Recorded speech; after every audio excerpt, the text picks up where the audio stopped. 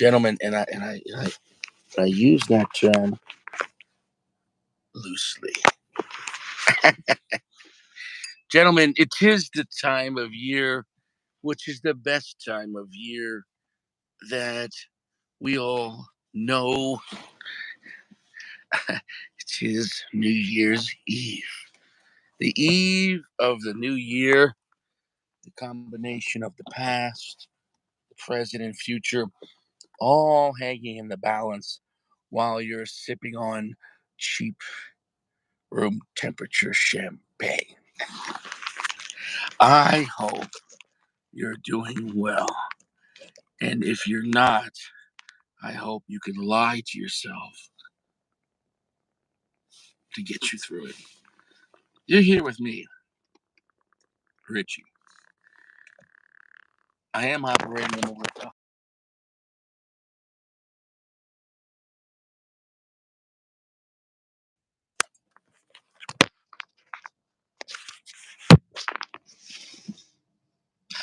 I am up.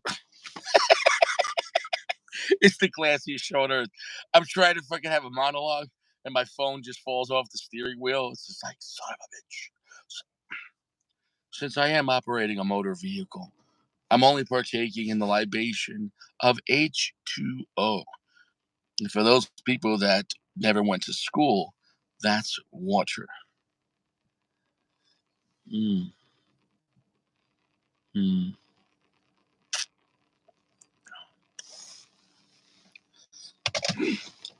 Yeah, that's water. It's the best thing for your body, but if you're operating a vehicle, it's the only thing for your body. Do not drink and drive. And if you're going to drink and drive, don't do it. But the worst night would be New Year's Eve, the rookie's night. My father always told me New Year's Eve is for rookies.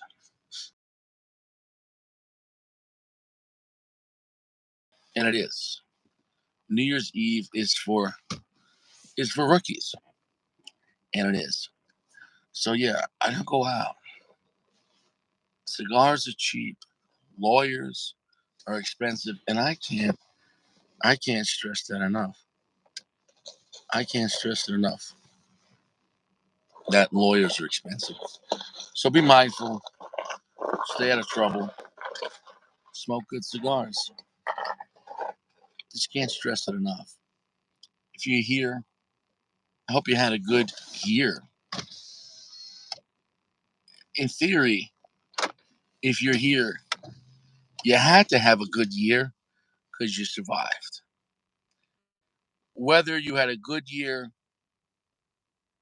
at your business or a bad year at your business, the fact that you're still in business means that you're still in business. Some are great, some are a break even, and some are losing. But as long as you have a chip in a chair,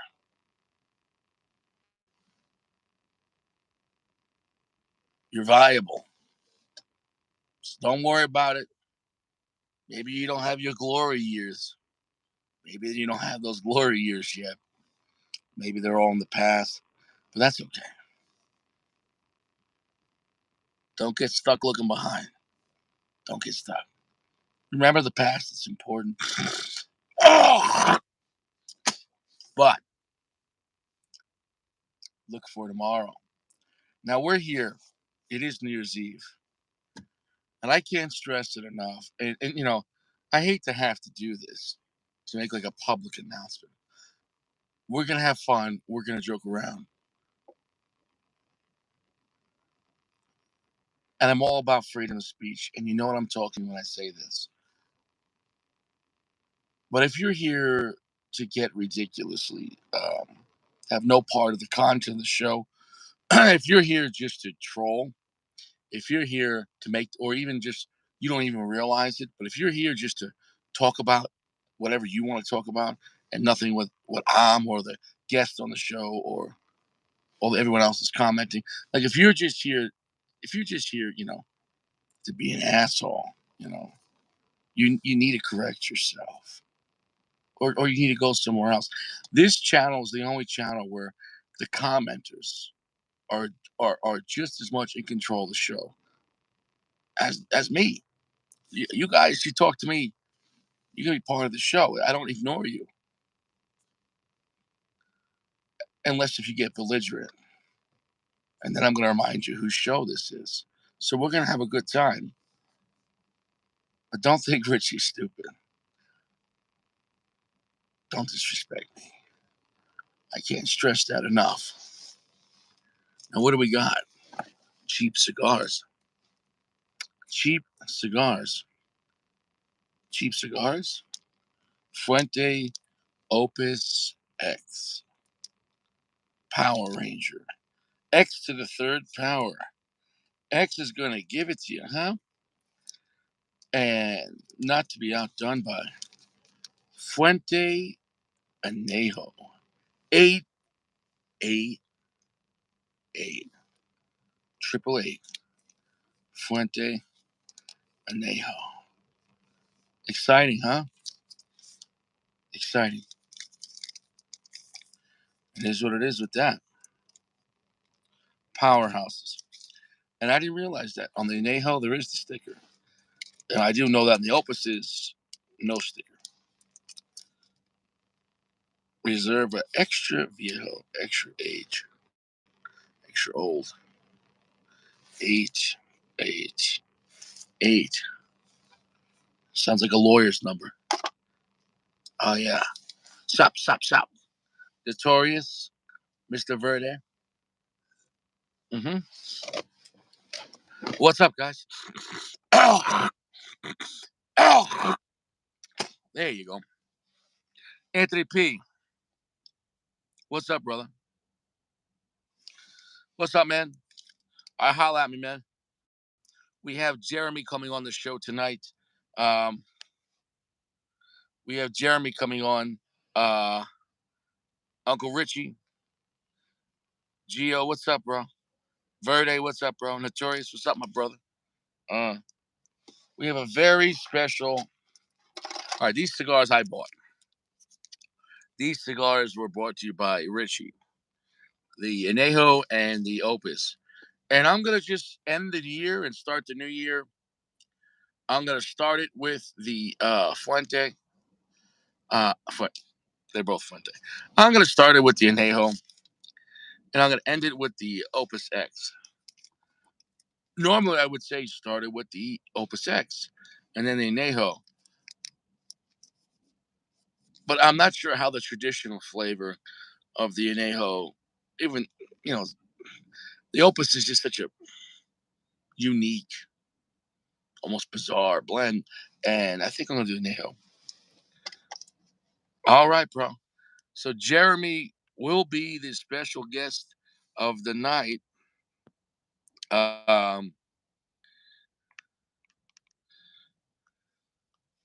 Because Jeremy, how do we say this? Jeremy has flexed. For everyone out there, Jeremy has flexed on the lounge. Jeremy sent this to me today. But here's the thing. Now, this is a beautiful Gurkha cigar. This actually is a great cigar. This is the Cellar Reserve 15. These are actually good cigars. These are not garbage cigars. Within Gurkha, you have to understand there's the garbage Gurkhas, and then there's the brick and mortar. But here's the thing. What do you think are in these cigars? Can you guess? What's in the box? What's in the box? Huh? Huh? What's in the box? What's in the box? What's in the box? What is it? Is it a trap? What's in the box? What's in here? What's in the box? Hello? Is this a trap? What's in the box? What's in the box? What's in the box? Do you really want to know what's in the box? Do you really want to know what's in the box? Oof. I hope not. That would be brutal. Yeah. Yeah, I know. That was in the movie Seven.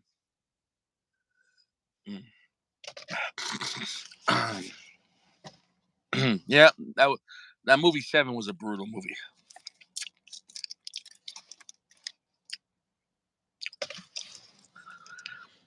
I have drank so much water today. And it doesn't matter. I don't, Gio, I don't understand Colorado. Let me explain it to you. Colorado is a dry place.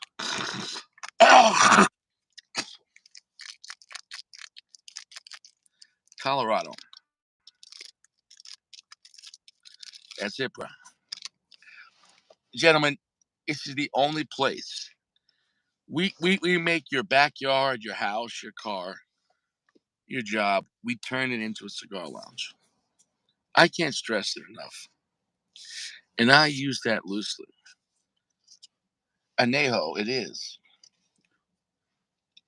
Anejo 888. Fire department. What's up, bruh? What's up? What's up, bruh? You got.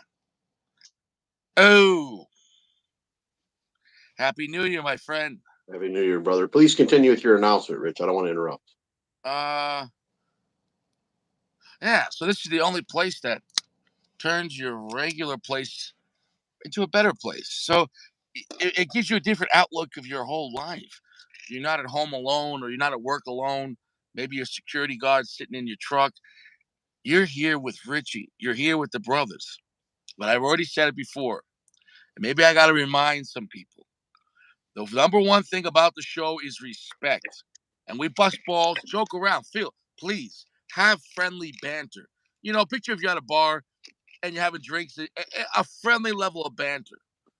But if you push it to the point, you got to wonder, I might get knocked out for saying this. Or so just because you're on the internet and there's no consequences, don't push it to the place because there will be consequences. You'll get kicked out of the show, right? If you go so far down the rabbit hole and you become a complete dick, that Richie's going to step in and kick you out. I don't like saying this, and I don't like putting this energy out in the show, but some people need to be reminded. Maybe they're here just to troll. I want everyone here to have a great time, and I want you have your freedom.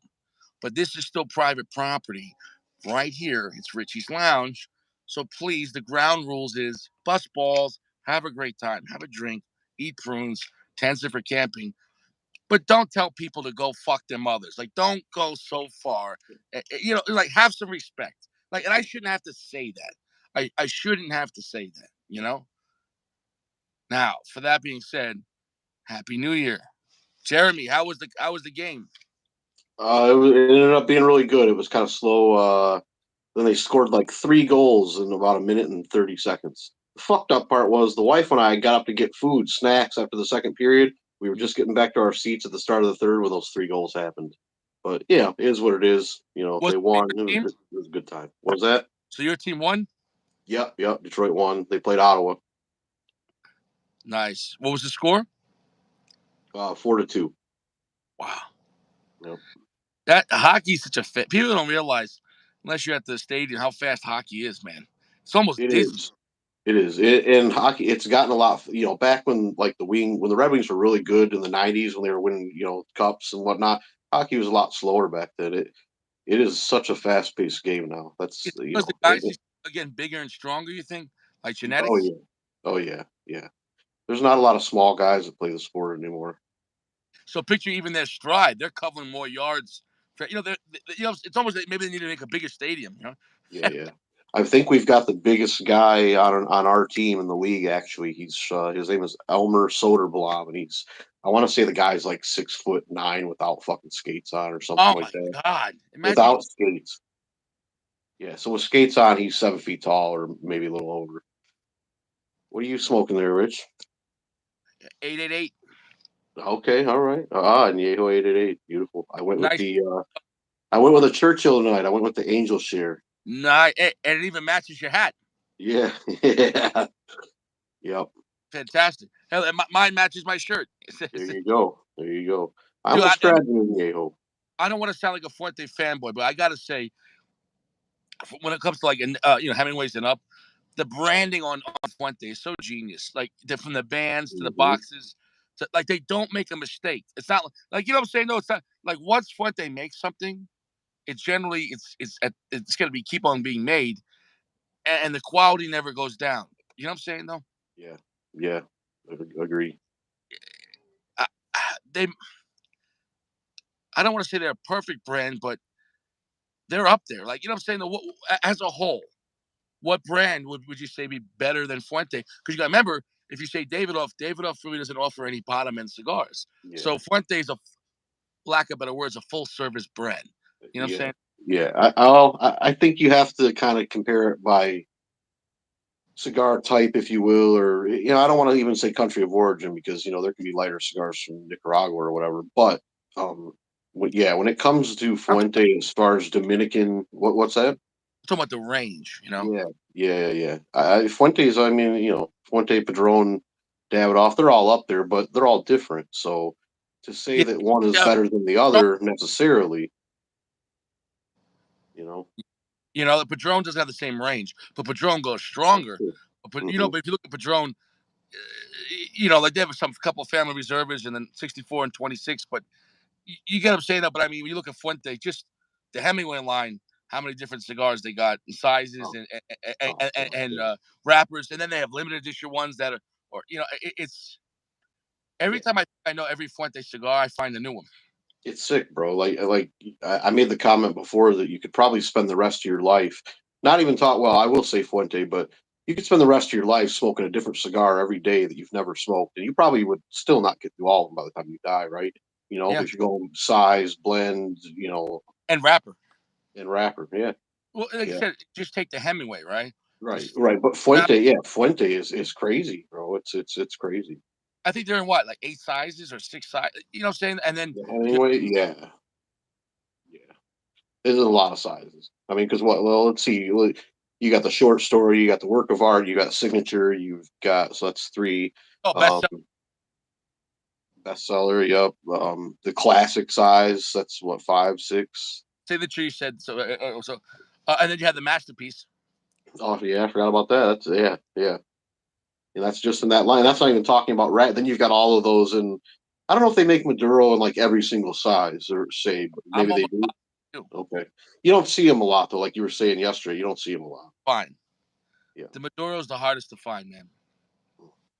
The Maduro is the hardest to find. Yeah, Davidoff band is definitely not the strongest band. They're definitely the most simplest. It's not, they're classic looking, the Davidoff bands, but they're not exotic. Or you look at the Fuente band with the Opus X, it blows Davidoff as far as the band. I would absolutely agree with that.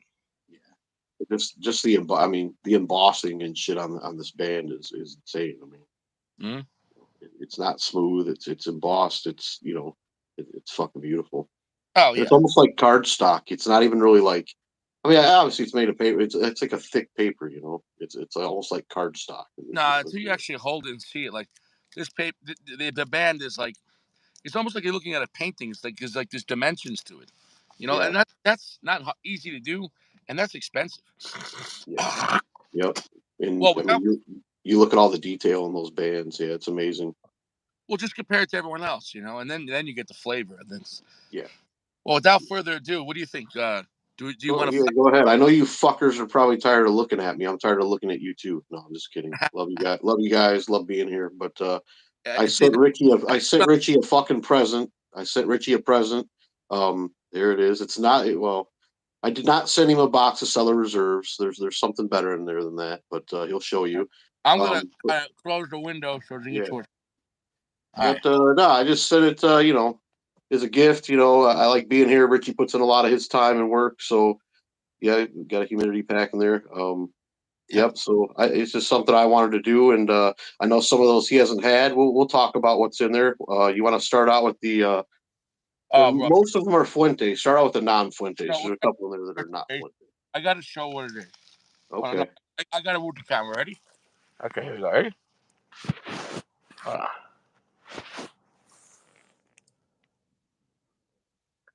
uh,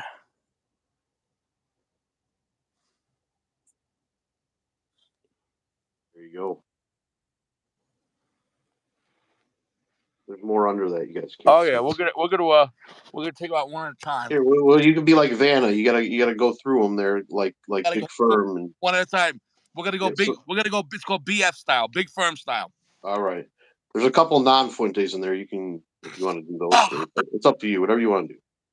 yeah, we'll do one at a time here. Here we go. So we got this Dunbarton, right? Which one is that? Yeah. Okay. So yep, that's the Todos Los Dias in Robusto. I don't know if you ever had that. Have you had that blend I before? think I had it one time years ago, and I can't remember. So Okay. it, it was in. It's a stronger cigar, and as you smoke it, it will amp up. So just remember that. All right. It's a well-made stick. I like the bag. Nicotine punch is in that one. I'll forewarn you.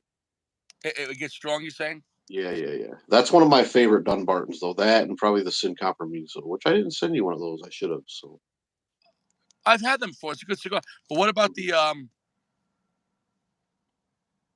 No, the oh my god. the Umagog, yeah, that's really just a lower end Mi Querida that he made, is what that Yeah, but is. I actually like that stick though, man. For what it Yeah, is, yeah, yeah. you know what I'm saying? It's like a good like cheap beer, you know. hmm Yeah, it was his cheap cigar that he wanted to make. You know, they don't even come in a box, right? They come in like a just a pack, like a bundle Yeah, I don't know. in paper. They're not even in a box. So we got the Total Sled deal. So put that up here. Yeah. If a cop pulls up, we're just gonna see all these cigars on my dashboard. I swear, sir, it's not cocaine. Yeah, well, he's gonna be like, how are you affording these sticks? You know. Now let's see. This is a nice cheap cigar. Which one's this? Oh, yeah, that's a cheap one. That's the rare pink. Yeah, That's dude. There's no dude. I mean, that's the phrase I always use. Oh, I'm smoking a nice cheap cigar. The yeah, rare pink and it's just work of art. I never had it this yeah, size, and I never yeah, seen it that size. yeah, yeah. That's a pretty good one. That was the last work of art I had, so I give it to you. Oh, you didn't have to do that, my friend. Hmm, That's a okay. flex right there, man. I know. I realized on this. I didn't realize that the R, the second R, is backwards. Mm-hmm. I wonder why they do that. I don't know. The banding on that is ridiculous, man. Geo. Yeah, yeah, yeah. It's a beautiful band. I think his daughter helped design a lot of that. Oh yeah. No, that's and now we're ramping up here straight to Yeah, X 20th anniversary. Holy cow! no specific order, but yeah, that's the Believe size. So that's yeah, they call it a robusto, but really it's more of a double robusto. I'm sure you would agree. It's not quite a robusto, but it's not quite a Toro. They make a father and son, which is a 6x48. That's a little wider, not as It long. feels like five, what, three quarters or five and a half by what? By I think by four? 50. I think that's by 52, if I'm not mistaken. Yeah, but it feels like a. Well, know why the cellophane's on it? It feels bigger. I'm sorry, Yeah, the the cedar sleeve. the cedar. Yeah. Yeah, yeah, that's 52. Yeah, hmm bro, that's. I've only had that one time. I think I love that cigar. The 20th years, man. It's It's a a little. lighter opus. I would say it's on the way with the Angel Share, but obviously it's a little different profile. Different blend. It just gives you a different chance of enjoying the cigar. Different kind of. Better than the Angel Share, I would say. You say you like it better? The 20th, yeah, better than the Angel Share is a great cigar. I mean, that's what I'm smoking now. It's an Opus, but it's lower primings. It's very compared to Opus. I mean, you've had them before. I'm sure the Angel Share. It's milder, Yeah, but it was but a lot delicious. like the blue. Yeah, it's still. Oh yeah, flavor's great, but it doesn't have I that found punch. with the Angel Share, you could hold the smoke. You could swallow the smoke of that cigar. Like Yeah. like it's so aged. It's or lower priming, perhaps. I Mhm. wonder if it's a mix of both, of lower priming and or more time, or Yeah, if I'm not sure. age. I'm pretty sure it's a lower priming. I'm not sure on time or age though. Well, here's the thing: if you put the same amount of time on a lower priming, time actually affects lower primings more. Does that make any sense? Because lower hmm primings, the tobacco is bigger, but it's thinner. So the thinner hmm the tobacco, time affects it more. Does that make any sense? So hmm picture like a hard criminal. 5 years to him ain't shit, but 5 years to you, because you're used to living at home with your wife and having a bathroom, it will be hard on you because you're like, I'm not. You're not. you're not a hardened criminal. You know what I'm saying, though? Right. So I don't know. I don't know why I make so many examples, but yeah. So a 3-time loser would be like a media tempo. You know. Yeah, you're You know. right. Yeah. Me and you Yep. be like fresh out. Be like, it's our first day in prison. We're like, oh, we got some Velato here. You know. Here we got the classic opus, right? Yep. That's the Perfection X. They call that the. Wow. Oh, do we lose connection? Oh no, we got you. Yeah, I think that was on me. Hold on, let me. Make sure you're under Wi-Fi. Well, I'm actually turning my Wi-Fi off, so I'm on cellular. That way, because I got unlimited data anyway, but I'm a Oh, little because you're outside. far away. Yeah, I'm a little far away from my router, so yeah. Gotcha. All right. But yeah, that's just a Toro Opus X, what you showed earlier. Are you hearing a delay? Because I'm hearing myself in a delay. I don't think so. How about now? You want pizza? How about now? Yeah. No, I still hear, but that's all right. I'll try to ignore it. Yeah, dude. I can reconnect. You want me to reconnect? You want to do that? Yeah, let's just reconnect real quick. Yeah, go and come back because that echoes that bother me.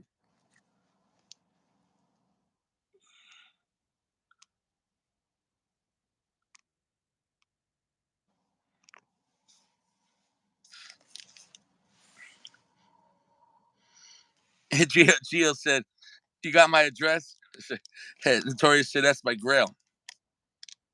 Yeah, dude. I mean, this was a monster flex. Look at that, dude. I'm actually so The excited. Wi-Fi. How's that? All right, that's much better. Yep. All right. Dude, you know what? Like I told you, man. Like I could just smoke with a regular Opus line in every size, and I'd be happy the rest of my life because, to me, like I really can't ask for more when it comes to even the basic Opus. You know what I'm saying, though? Because it's not basic. But what I'm saying is like there's so many offshoots. It's endless. It's there's endless. crazy, dude, bro. There's crazy shit out there. Like I'm in some Facebook groups. I mean, I see shit that guys post so they get like charity events. Shit that you never even knew they made. I mean, it's crazy. Because Carlito, they make he does that shit. He'll make special little blends and sizes for these like charity events and shit. You know. Oh yeah. Now this one here, bro. This one here. I'm not gonna lie, 'cause I looked at the bunch, but this one here looks like insane. This 888 2017 Maduro. What the hell is this? So I got the purple band on it, right? I'm gonna turn the camera around so people can see it. Hold on. The purple foot band on it. Dude, look at that. Yeah. So that's undisclosed. Fuente, it's an undisclosed wrapper, binder, and filler, but obviously it's an Opus, so we all know it's probably all Dominican. I don't know if it's an Oscuro wrapper. I don't know what they consider it, but yeah, it's obviously dark. But yeah, undisclosed. But with that size and that dark wrapper, this was going to be a monster. Yeah. So, Rich, what that is we talked about. It's part of the forbidden. If you look at the side, I think it does say forbidden on it. So it's part of the forbidden line. But there you go. This is one of the ones that are distributed by Prometheus. It's not Fuente directly distributed, so they release those like once a year. Those types. It's there's several different sizes and blends they do with the Heaven and Earth series. It's called, but that one there is highly sought after. There's 3 or 4. I'll call them unicorns in that box. That's probably on the unicorn list. Dude, I'm not gonna lie, bro. A lot of these cigars, like I'm gonna do reviews on them. I don't give a shit. That's cool. I'm never gonna be able to find these cigars, most of them. So like, bro, you know what I'm saying? Because it's not like you were buying boxes of all these, right? You didn't get Lucy's of these. Can you find Lucy's? You can, yeah. I mean, it depends though. Some of the shops you'll pay, like that Purple Rain. I've seen shops charge $100 a stick for, but that's a little more than what they should be, you know. Yeah, but even it's a gift, right? I can't stress it. You blew my mind when I opened that box, bro. Cause I opened it, I got home, and I was like, "What the fuck?" Like, I opened it up. I was just like, "Yeah, you should have had your missus record your face when you opened it." Yeah, I wouldn't want to see my missus' face because she could. I love my missus, but she could. It's the kind of thing like I don't care what the shit she's into, and she doesn't give a shit what I'm into. So I'm like, "Can you believe all these cigars?" And she's like in the corner, like drinking a beer. She's like, "Yeah, good for you." Like I was like, "You're like, no, you don't understand what's in this fucking box." Bro, I just needed a bro at that moment. You know what I'm saying, though? Yeah. Like, your Yeah. girlfriend or wife can never be your bro. A bro is the Mhm. guy that when you're sad or happy, he's there for you. He's like, yo, man. Yeah. You know what I'm saying, though? Yeah. And like, Exactly. but women, no, bro. I just watched this documentary of this guy. They go to the middle of the what's the ocean or the sea, the North Sea, like by England and Scotland. You know, Okay. crazy weather over there in the ocean. Yeah. Yeah. And they go. I'm not sure if they have an oil rig over there, but they go down to the bottom, like they have the boat, and the boat locks in, and the boat just keeps the same position, and they have this like a submarine that goes down or something like that, and then from there, once they get to the bottom of the submarine, where the submarine's like kind of like part of the ship, then like two guys will get out and have to go down like another 100 feet and go to the ocean floor, right? Because on the floor they have like this big thing, and I don't know, pipelines and shit like that, right? But when Okay. they went down there, they're connected like a picture like an umbilical cord with all the oxygen and heat and all that shit. The point is, one of the dudes, the shit snapped off, right? Because the water um, was moving the ship so much that his umbilical cord to his shit ripped off. The ship started floating away. The one guy was able to get back, but the other guy didn't make it back. So he's just stuck on the bottom of the Is that ocean. a fucking ocean floor? Yeah, stuck on the bottom of the fucking ocean in the Oh dark, fuck. right? And so, and the picture as the boat was being taken away because the computer system crashed that was keeping it in the one spot. It's very so without that computer system, it's hard to say exactly where the guy is in the bottom, right? Because with the Mhm. GPS, exactly where he is. My Yeah. point is this: somehow they got a live feed because there's a camera down there, and the guy made it back to the little metal, like the like it's like a stage, a little on the floor. He made it back to it, and he was like trying to wave like he was still alive. And so they're trying to get the ship back. Somehow they got the ship back within like 28 minutes to the spot because they had to circle around, and they were able to get a guy back down there within 38 minutes, and the guy wasn't breathing. They were able to get a rope around the guy, yank him back up, and you're thinking this guy's dead to rights. They give the guy CPR, and he wakes the fuck up. Somehow the Wow. cold water slowed him down. He didn't fucking die. Bottom of the Oh, ocean, yeah. 38 minutes, Yeah. right? My Slowed his point heart is, rate down, probably. my point is this. You think women would have came back for you? Like my girlfriend left me while we lived in New York because she just wasn't happy being in New York. Like, bro, these dudes that were strangers went back to the bottom of the ocean in 38 minutes to save a bro. Like, Yeah. like the Oh bottom yeah. of the ocean, like they to save a bro.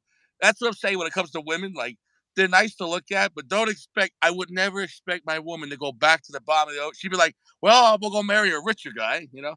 Yeah. Yeah. I know I went over a tangent, but I wanted to tell that story. Like, yeah, like there was no women in that story. Like, Yeah. yeah, That's fucked up though. bro, it's on. It's right now. It's on Netflix. Watch the documentary because they have all the Okay. video of it. Like, imagine being first off. Imagine that cord breaking and just not dying of a heart attack. Would you panic if your cord broke and now you're on the bottom of the ocean in the dark? And like, Yeah. would you even think you're gonna get out of this? Fuck no. 'Cause Fuck you no. can't swim up. It's not possible. The only way to get back up is if to get to the submarine. You can't to go to the surface. You would die because it's too deep. You know. Fucking giant squid and sharks and God knows what. Oh, bro, just imagine you were down there and you saw like someone like in a robe, like just looking at, bro. Oh, you know, you go down there Yeah, and there's shit that we haven't discovered that we still discover on the bottom of the ocean we don't even you, know about. you go down there, you see Sack. You know what I'm saying? Yeah. Yeah.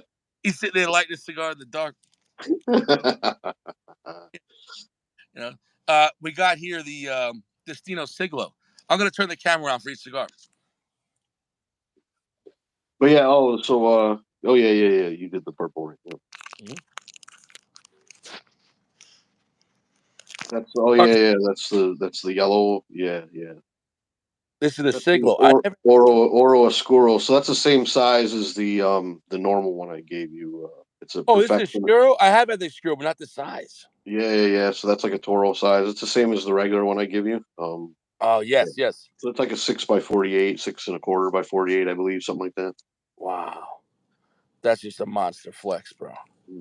Yeah. So that's the Oro that you really like, but that's just in a bigger size. Oh yeah. Well, it's Happy New Year. 2 minutes in New York. I mean, it's Should we do the countdown? What time you got?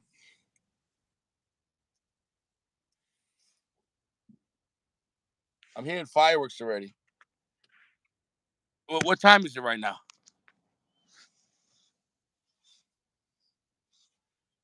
Let me see.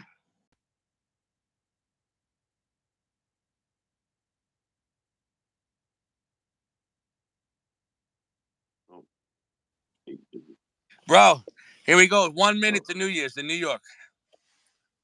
Yeah. Are we gonna sing Old Lang Syne? I'm not singing. That's I'm not a singer. it. We got like 30 seconds. Well, I'm just gonna say Happy New Year, everyone. Happy New Happy New Year. Happy New Year to all the guys here. God bless. We had a great year.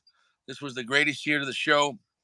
We had so many magical events, so much crazy events, a lot of fun, some stupid events, but it was what it was. And I think a lot of guys are partying right now, but I think a lot of guys will come on after the midnight now, because and then New Year's Eve is one of those parties that as soon as the ball drops, people are going home. Oh, there it is. I hear fireworks around me. It's midnight. Yep, it's midnight. Happy New Year. Happy New Year. Yeah. Magical, guys. How's that? And some gunshots too. I'm more out near the country, so. Yeah, gunshots are all right. Gunshots are all right. Happy New Year, Gino. Happy New Year, Notorious. Everyone out there. Sacco, wherever you are, God bless you. Happy New Year, boys. Shit. I'll just give it one moment because I know people are going to be coming in. Happy New Year, and we'll get back to the cigars. Yeah. Yeah. Bro, how did you pick out this collection, man? It's insane. A lot of money. Money and time. More money than I care to admit that I've spent. No, but how did you pick it out for me? I'm saying you didn't have to be this jet. I don't know, bro. I just kind of went through my fucking humidor like the shopping cart, and yeah. Well, some of it I tried. I gave you a lot of it is stuff that I know you've never smoked. I mean, just like the normal Opus and the Oscuro, like I know you've never had those sizes, so no. A lot of it was. I know some of. I mean, there might be some things in there you've tried, but I know Don Carlos, but in the Sharks. I gave you my whole fucking Don Carlos line. We'll go through those, bro. Those unreal. That might be most of the Don Carlos. I mean, there's of course like rare shit, like there like Don Carlos Lancero and shit does exist, but you won't find those. I mean, you got to get those from like Carlito or the fucking. Bro, that's gonna be a 4-part series. No, 5-part series. That's a 1, 2, 3, 4. That's a 4. I'm gonna make a 4-part series on the Don Carlos. You know what I'm saying? Though, like those cigars deserve their own, like the half-hour reviews. And I gave you a good comparison. Those are all Robustos, well, except for the one. We'll get to that one. But I'm actually gonna, when I'm comparing like these cigars, I'm gonna actually make a special list on, because these are all top-tier godlike cigars. None of these cigars is not godlike. That being said, I'm gonna just break it down on their strengths. You know what I'm saying? So I want the draw, the burn, like what rating I'd give them, the flavor, the finish. But I want to break it down to a point scale each one, and so that way, then I'll compare them afterwards. You know what I'm saying? Though. There you go. Yeah. Because these ones, it's not like you have to go, are these even going to be good? Like before you have a cigar, if you're not sure, like, is this going to be good? That we're already past that. Like now we're just comparing Lamborghinis. Like, which one like irrelevant? All Lamborghinis are ridiculous. You know what I'm saying, though? So at this point, I'm so excited. Now, here we go. This one I've had, but not the Forbidden side. No, I haven't had this one. I thought this was I'm getting confused. This is the Forbidden Stigma. What is that? Is that hold it up again? Which one is that? Forbidden, though. I've never seen that. Is it got the black? So that's a unicorn. You can't get that no more. That is the original release for Dubai. That's from 2017. That's the Dubai 2017 there. That's the Forbidden blend I was telling you about, the Dubai. That's one of my favorites. So that's a 52 ring gauge. It might be a little longer than 5 inches, but they only made 2 sizes in that. They made a 52 ring gauge and a 56 ring gauge. And that's the little smaller one. Dude, and they're all impressive. That band that black and red is impressive. That's You'll find that very similar to the Forbidden 13 that you've had. But I don't know. That one seems to me it's got a little something different. Yeah, you'll like it. That's one of my favorites. Dude. That's a And, unicorn. You don't find those no more. I mean, you bro, can find them, but what the hell, man? Is this the one, the Dubai? yeah. So that's basically, think of that as a sequel to the one you just held up. That was released in 2020 for the United Arab Emirates. So they did the event in Dubai again, and that was the 2020 release. Rich, take a smell that opus. Like to me, it's got a totally different smell than the other opuses. But let me know what you think. But it's definitely different. I'll be honest. I don't know that it's one of my favorites, but it's definitely interesting. I mean, it's an opus. I mean, I'm not saying it's garbage by any means, but it's got a different profile, Ooh. and the smell is very interesting. But you don't get that normal pancake and syrup like you get, No, right? I'm getting more sweet coffee. Yeah. Oh, it feels more darker, but more damp, like Hmm. more pungent. Oh, that'd be interesting with this. But you gotta remember, I'm smoking an anejo right now, so that's gonna affect the aromatics. I might be smelling That's the true. smoke of the anejo, you know, That's dude. true.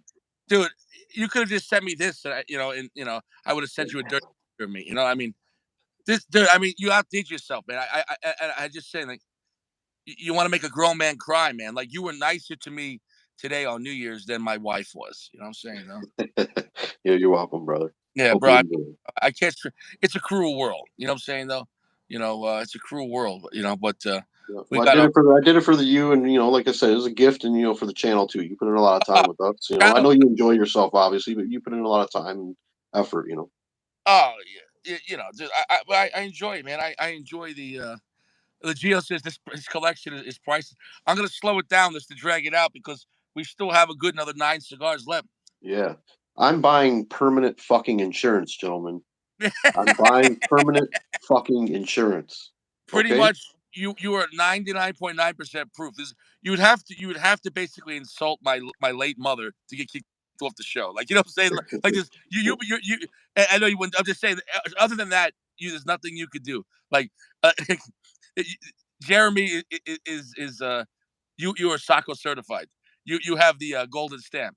You have the what's that called, the SC stamp. You have the SC stamp of insurance. Um, yeah, I think you're good for 10 years. All Like, right. just 10 years sound good? Sounds good.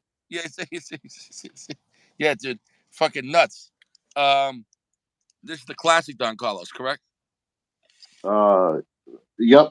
So I did send you a classic Don Carlos Robusto. Like I said, I kind of sent you the whole line. I know you've had it before. I know you've probably had it in that size before, but just figure I'd send it with the No, rest. So I you have kind of have it. the I whole. have it. You got I, Yeah, you I got the have it. whole profile. You haven't had the Robusto? No. Oh, okay. That was Carlos Senior's favorite blend. That's what he smoked, that size. And that is his blend, right? That's not a Carlito blend. That was done by Carlos Senior. I always do the Corona, or I did the Shark, or I did, like, there was like a torpedo, like a big fat boy. You know what I'm talking about? Like, Mm-hmm. 6 by 52 It's the torpedo. number Don Carlos number 2. Yeah. Yep. So those are the Yeah, I ones that really like the Robusto. The Robusto is probably my favorite. interesting. And now we're going straight to um this is the personal reserve. This is the one I almost bought. Yeah, that's the one you didn't get the other day. So there you go. So that it is.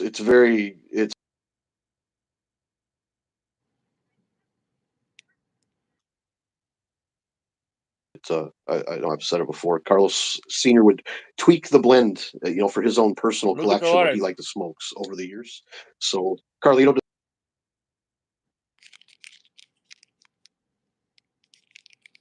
normal Don Carlos. I think you like it. Very good.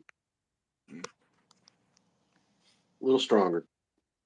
Yeah, I'm excited for that one, man. I never had that version. Like, I'm gonna have to start off with the classic Don Carlos and work my way up. There you go. They only make that in Robusto. Most of these special Don Carlos are only in Robusto. And that's what I'm saying. Like, when it comes to, like, Fuente, like, that you could just have a whole brand. Like, for example, if tomorrow let's say Don Carlos didn't exist. If tomorrow a new brand came out called Don Carlos, and all they made was the Don Carlos in all the versions, that brand would be a bestseller. You know what I'm saying though? Like Oh, yeah. a whole company could be made with all the different sizes and variations, like, and it would be a solid brand that, you know what I'm saying though. Like, so that's how crazy Fuente is. That like their blends could be a brand. Does that make any sense? What I'm trying to Yeah. say? Yeah. 100%. Yeah. You 100%. know, it's almost scary how many there are. Now this one I've had, and this one I love. So the first two you just showed, the regular and the personal reserve, those are the only two that have the Cameroon wrapper. All these now do not have Cameroon wrappers. I'll just tell you. Mm. The man. So yeah, that was made for Carlos Senior. So they came around the time like the Sharks and stuff. Like they made him for his dad's 80th birthday. Um, that's undisclosed. Don't know what type of wrapper. I'm gonna guess it's some type of Opus wrapper or along those lines. Anyway, comes from Chateau de la Fuente or where where they grow it. Now what's that year for? What is that? 2000 or 19?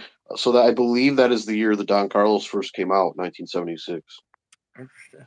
But they were in Nicaragua then, I believe. So the original Don Carlos is not what it is today. Yeah, my thinking was calling it the man. Maybe that was the years his father ran the company.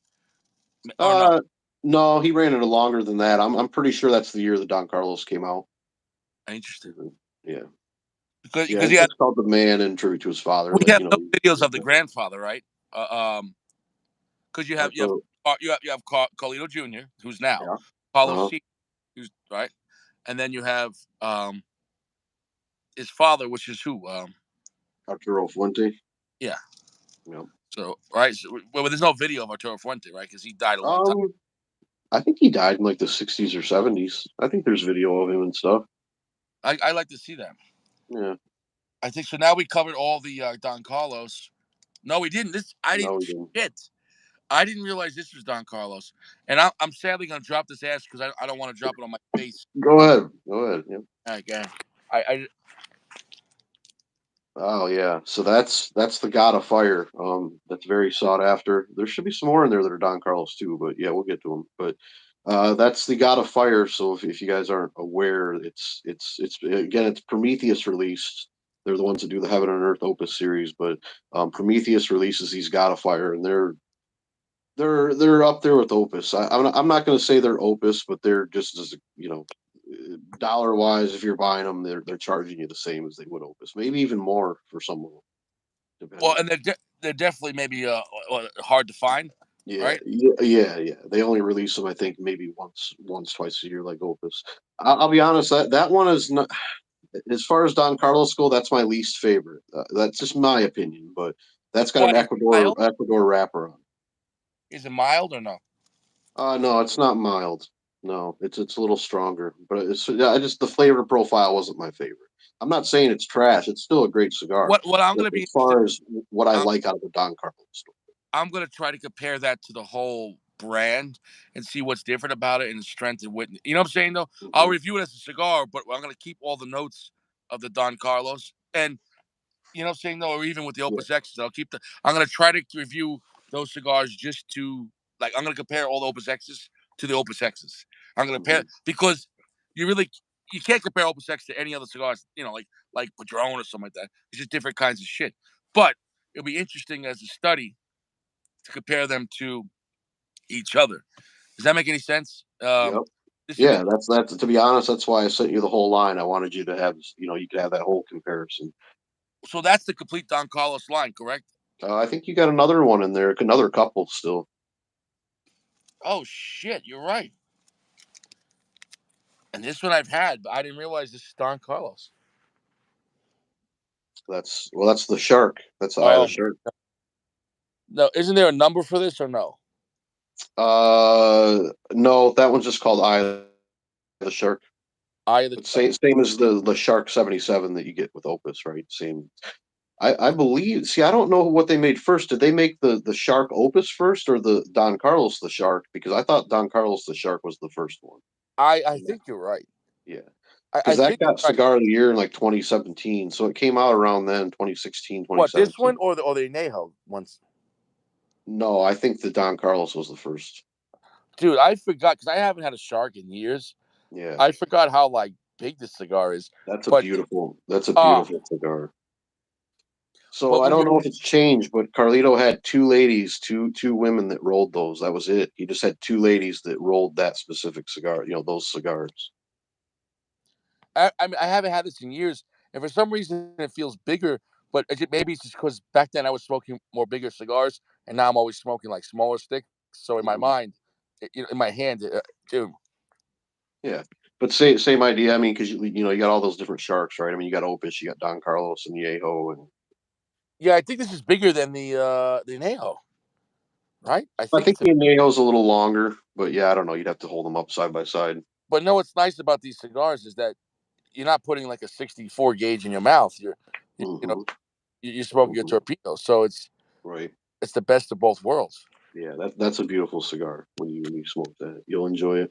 Bro, what a flex! I think there's still another Don Carlos in there you haven't picked up yet.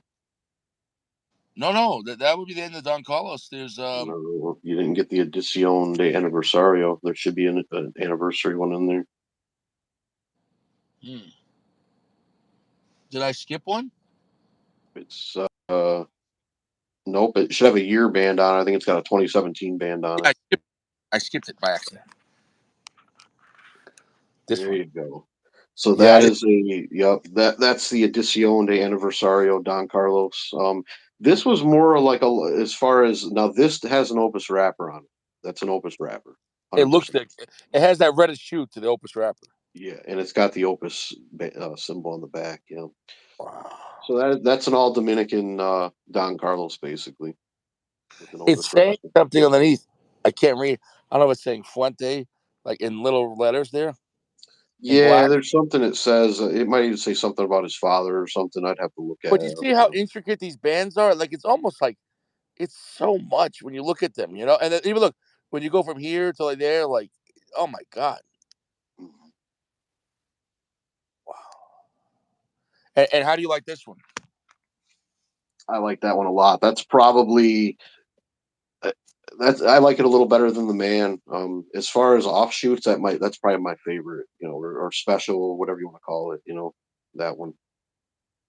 Yeah, I'm holding the Añejo right now. The Shark, the Don Carlos Shark is definitely fatter. Okay. This is I'm telling you, I can see. I'm not sure how much fatter, but it's definitely fatter. So here's the Añejo. Yep, I sent you a couple of Sharks. Yeah, I think there's still another one in there too. But yeah, that's a. Have you had the Añejo in a Shark form before? This is the one I smoked. At least I thought I smoked in the city. If not, it was the other one, the Don Carlos. But this one I've had. In New York, I found a shop one time, and it was in a rinky-dink shop, like people just go there to play lotto. But they had these for $15. Like I pretty much bought the whole box. Like I went back 3 days in a row, and every day I was smoking like 2 or 3 a night. Because I mean, I'm sure they cost more than 15 now. Yeah. I think there's a price tag on there if you look real close on the back. I think yeah, I think I paid $35 for those. Yeah, that's what I'm saying. Like 5 years ago, I was getting these for $15. Yeah, right. I knew I wasn't gonna find I went into the shop and it's crazy. Like I think you were even saying that a lot of the shops are not putting limits on the Añejos. Like at least in my area, I walked in, I seen the box of Sharks. There was missing a couple, and I'm like, "You got a limit?" He's like, "No." I'm like, I'll take the fucking box because I'm not going to find those again for a long time, Well, here's the thing, and it's not going to be cheaper next time. No, it's not going to be cheaper next time. And hold on, I have to text my daughter Happy New Year real quick. She just texted. So give me 1 second. Don't go anywhere. I'll chill with the guys. Give me 1 second. Don't go. You're good. Did you light up a cigar? I seen you contemplating. Were you lighting up a cigar, or did you?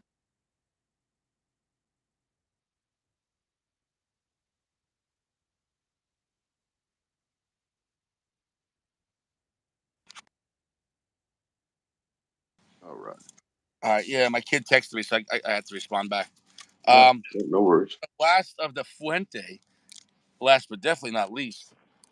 This one I have never smoked because I've had Sacco sent me this, but it was the classic Opus line, Perfection number 77. Yeah. This one is the Distigolo. What does Distigolo mean? So that that's they put the Destino El Siglo band. Originally, I think the Destino band. So they put those on the Grand. What are they? What the hell are they called now? Don Arturo Grand Anniversarios, where they first put those on the blue Destino bands. I think they were originally meant to represent just the age, like that they put the tobacco in the wrapper, and it just means destiny to the century, I believe, or something along those lines. But yeah, that is that's the shark I told you about. That's a unicorn. I don't know if you're gonna find those again, honestly. Because so at the PCA show this year, if you were a retailer, you had to order so many boxes of Fuente cigars to be able to have the option to order that box. And so those sharks were only released at the PCA this year. I don't know if they're going to be released again. Hopefully, like how rare that cigar is, and it's probably smoked in a Corolla in a parking lot. Yeah, that's okay. Hey, whatever you enjoy. But as So, I'm saying, that's the right. thing about cigars, man. Like, I'm a rich man compared to most of the world, but in America, I'm a middle class guy. I'm doing okay. Yeah. Like, I'm just saying, it's like, it's just funny. If you have a cigar, you have everything. You know what I'm saying? No, like, it's Yeah. and there's one more cigar here. This one I never heard of. Okay, yeah, that's the Fuma de Amor. That's an Illusion. I never heard of this one. You know anything about it? Yeah, I smoked one the other night. Yeah, it's a stronger cigar, so it's an Illusion, so you can count on a little more strength. That's a Nicaraguan Puro. I think it got like number 3 in like 2014 or something. If I know we don't care too much about cigar aficionados list, but just to put it in perspective, it got like number 3 or something in 2014. It's a great cigar. I love that line. That's probably my favorite Illusion line is the Fuma de Amor. I'll tell you what, the wrap is really nice on it, and it's almost seamless in the vein. I mean, in the roll. I almost can't see the line really. Like, Yeah. so for Lugion, that's definitely, you said, this is maybe more higher end Lugion. This one looks top shelf. This one looks Yeah, really. yeah. I mean, Illusion's a boutique brand, right? But yeah, they're I'd say that's sort of their upper tier. Yeah, the Fuma de Right. Amor. Yeah, like regular Lugion, I'd say it's a mid tier brand, and within that they might have more range. You know what I'm saying? So that definitely looks like a nicer presentation than like an MK or 88 or right, MK Ultra. Um, dude, can we all say thank you to Jeremy? That is such a generous gift, and to get it on New Year's Eve, it literally came in today, and the office closed at 2, and I took a shower. I didn't get out of bed, so I didn't get down to 1:30. But luckily, it was in the mail room, so even if the office didn't have it, because under like each row is like 10 apartments. There's one big box, like a little key. So they gave me the key for that, and luckily, that's how I got it. So my office every holiday they just close early, man, and like so they try to get out of there and not do their job. I get it, but 2 o'clock's pretty early for New Year's Eve. It's like New Year's Eve is like I don't know, but dude, I mean that is the best Gurkha box I've ever had in my life. Like he sent me some fucking cellar reserves. That cocksucker. that was genius because I could leave this in my car and no one's gonna steal it. Because like, oh, it's a box of Gurkhas, like that's if they only knew this is the most expensive and exotic. And I'm gonna put the whole thing back in the. I have my insulated lunchbox, but because I'm in my car, but I'm just gonna protect it from the extremes of the cold or my car. So I'm putting that back in my lunchbox. One sec, dude. I can't thank you enough, man, and it touches my heart that the channel means that much to you. That to be that generous, man, because we're all just guys here, and I really appreciate that, man. That was. You're welcome, I know that probably took a lot to make that collection together. You're like, I wonder if I should really send these all to Richie. That was very generous, man. You're welcome, brother. You're welcome. You're welcome. Yeah. You're a Gurkha officer. Yep, I appreciate that, James. Yep. Yeah. Oh yeah. So what are you smoking now? I'm still smoking. I got that big Churchill, the Angel Share, still working on. You're getting plenty of time on that. Oh yeah. I'll tell you what, dude. Talking through this, I'm smoking this much slower, and I'm actually enjoying it more. Like I find myself with these high-end anejos and opuses. If I'm by myself, I smoke them too fast because they're so good. But you get even more flavor when you slow it down, because you get more puffs. Just slow it down, slow it down. You know. I have to remind myself of that a lot because I will admit I'm probably on the faster side of when I smoke. I'm probably on the faster side. Just because if especially if it's a good cigar, Oh yeah, dude. I mean, shit. Yeah, these are Neho 88s, man. You've had these before? I almost sent you one. I knew you had one though. I knew you've had them before though. So like I said, I was trying to pick stuff that I knew you didn't have or hadn't had before. For what they are, they're actually very economical, man. I paid $15 for these, like, Hmm. and that was a good price. Like, the last time I told you I almost bought it, and no, I did buy it. No, I didn't buy it, but I bought the Opus 888, or is that an 858? No, it's an 888. Same What? same exact size. So they make four different ones. Like you got the regular Opus that you just smoked, the Anejo that you're smoking now.